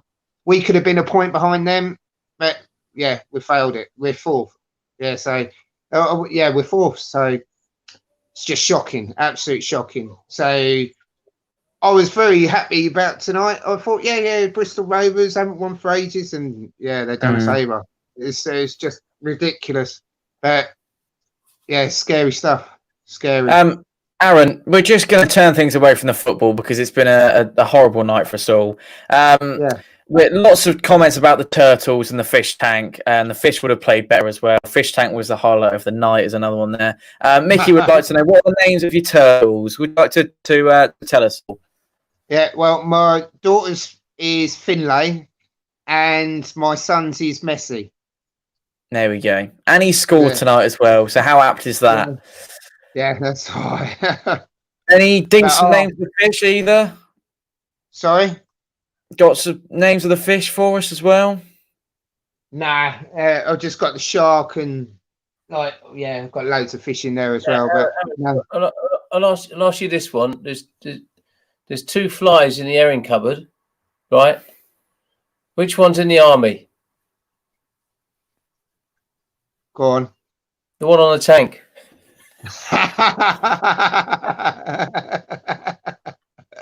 That was better than the whole game. That was better than the whole game. If you stuck around for that, ladies and gents, we've been live for nearly 3 hours now, then that is the highlight of the stream, isn't it? I think you don't get that anywhere else. Right, Aaron, it's been a pleasure, mate. Thank you for your company on 3 of those occasions for joining us tonight. Anything else to add for the for the viewers at home, and a message you'd like to deliver before we reconvene on Saturday? Just stay safe, everyone. I know the variant's coming down in the COVID thing, but please keep your distance, wear your mask, wash your hands. Eventually we can all go back to Fratton Park, eventually one day, but just stay safe. And don't know. After that, it's shocking. I don't want to see that. But we can't get any worse. It cannot get any worse. But we just got to move on now. It's happened. We've lost. Now we just got to Blackpool. So but stay safe, everyone. Look after yourselves. Look after neighbours as well if they need shopping or anything, if they're isolating, and just be there for everyone. So and we're always here. We're always here. So have a good evening, gentlemen. We'll speak to you soon. Cheers, Aaron. We'll speak to you on Saturday, mate. That was the legend. Aaron has joined us. Right. That is where we're going to leave it for tonight. Thank you ever so much for joining us. It's been an absolute pleasure You got any more? Meaty's made a comment. Yes. Thanks to all the Pompey fans tonight. Yeah, you've really mucked in and helped us out this evening, boys and girls. So thank you very much for that. And apologies again if the stream's a little bit below par in terms of quality, not quality in terms of the jokes that's been told this evening, but in terms of the output to you at home. Kevin has said we will get back to the park for League One. That's excellent. Russ has said, what was the rationale behind the lone striker formation tonight? Does anyone want to hazard a guess? No one understands. Russ, it's got to be 4-4-2 for me, mate, unfortunately. Let's very quickly finish with Sean Meads' comment. Hard game Saturday, they will be up there. And I'd say, actually, I spoke to just before the game from BRFC Fan TV. Just jump back in, mate. If you'd like to give us very quickly, from your point of view, you must be elated with that. But for us, that was an absolute shock. What did you make of it? Yeah, obviously massive improvement. Our captain wasn't actually starting today, so I think that had a big impact because he's, Max Emer from Gillingham captain for a long time, came to us this season, hasn't performed well at all. Even had to, after we lost 6-1 to Accrington Stanley a few weeks ago, had to write a letter to the fans apologising and everything. And this is the first time I think he hasn't played for a while. And then I think, what we've seen there is, massive improvement. Jonah Iunga, the lad that bagged 2 of our goals. Amazing. I am in shock, though, to be fair, not going to lie. Yeah, you said at the start of the game that you're expecting to lose tonight. Do you feel like that is a good momentum boost now? Do you reckon Bristol Rovers will go on and perhaps even survive for this season? Yeah, I mean, we've got Gillingham on Saturday. It's going to be interesting to see if we appoint someone before Saturday. Barton, for example, see if he comes in. But, we can only just keep playing well. Just keep getting behind the lads every Saturday because that was a massive improvement considering their heads must be all over the place with the constant managerial changes this season. It is, as you say, it's a really big boost. It's you're 20th before the evening began and now back up to 18th with Rochdale, AFC Wimbledon, and then Northampton below you breaking into the playoffs. So that is a really, really good boost for you. Mate, we're going to leave it there because I've been talking to a camera for over 3 hours and I need a rest, and so does Andrew. But thank you for jumping back in, and just a very big well done. And good luck for the rest of the season. Good luck for the rest of the season. Yeah, you too, mate. Thanks for having me on twice. Thanks. Appreciate it. Not a problem. See you later on. Have a good night. That was... oh, you're off, are you? Is that enough? And go on then. Good night. Play faith. Keep the formation. Play 4-4-2. That is it from us. Join us on... I tell you what we'll do. Just before we leave you, let's just have a look and see what's coming up on Fournilwrittenalloverit over the next couple of weeks. Here we go. Right, Saturday sees, as Andrew's just alluded to, Blackpool will make the trip down to Fratton Park. That is now, these all look like must-wins, don't they? 2:30 our coverage begins there. Then it's Oxford United, recently evacuated. Hopefully we won't need to leave the stadium for that one. That's Tuesday, join us from 6:30. Then it's a trip down to the South Coast for Gillingham, who have just lost to Peterborough United, 27th of February. Join us from 2:30. That one's a Saturday. Then it's a trip up to South Yorkshire, followed by the journey away to Northampton Town. And then the big one, Portsmouth versus Sunderland, 9th of March. Join us from 6 o'clock is when our coverage starts. Then after that, it's a trip to Wembley Forest, Pompey versus Salford City, live Saturday, 13th of March from 2 o'clock. Right, all that's left for me to say tonight then is thank you very much for sticking with us. I hope you enjoyed yourselves.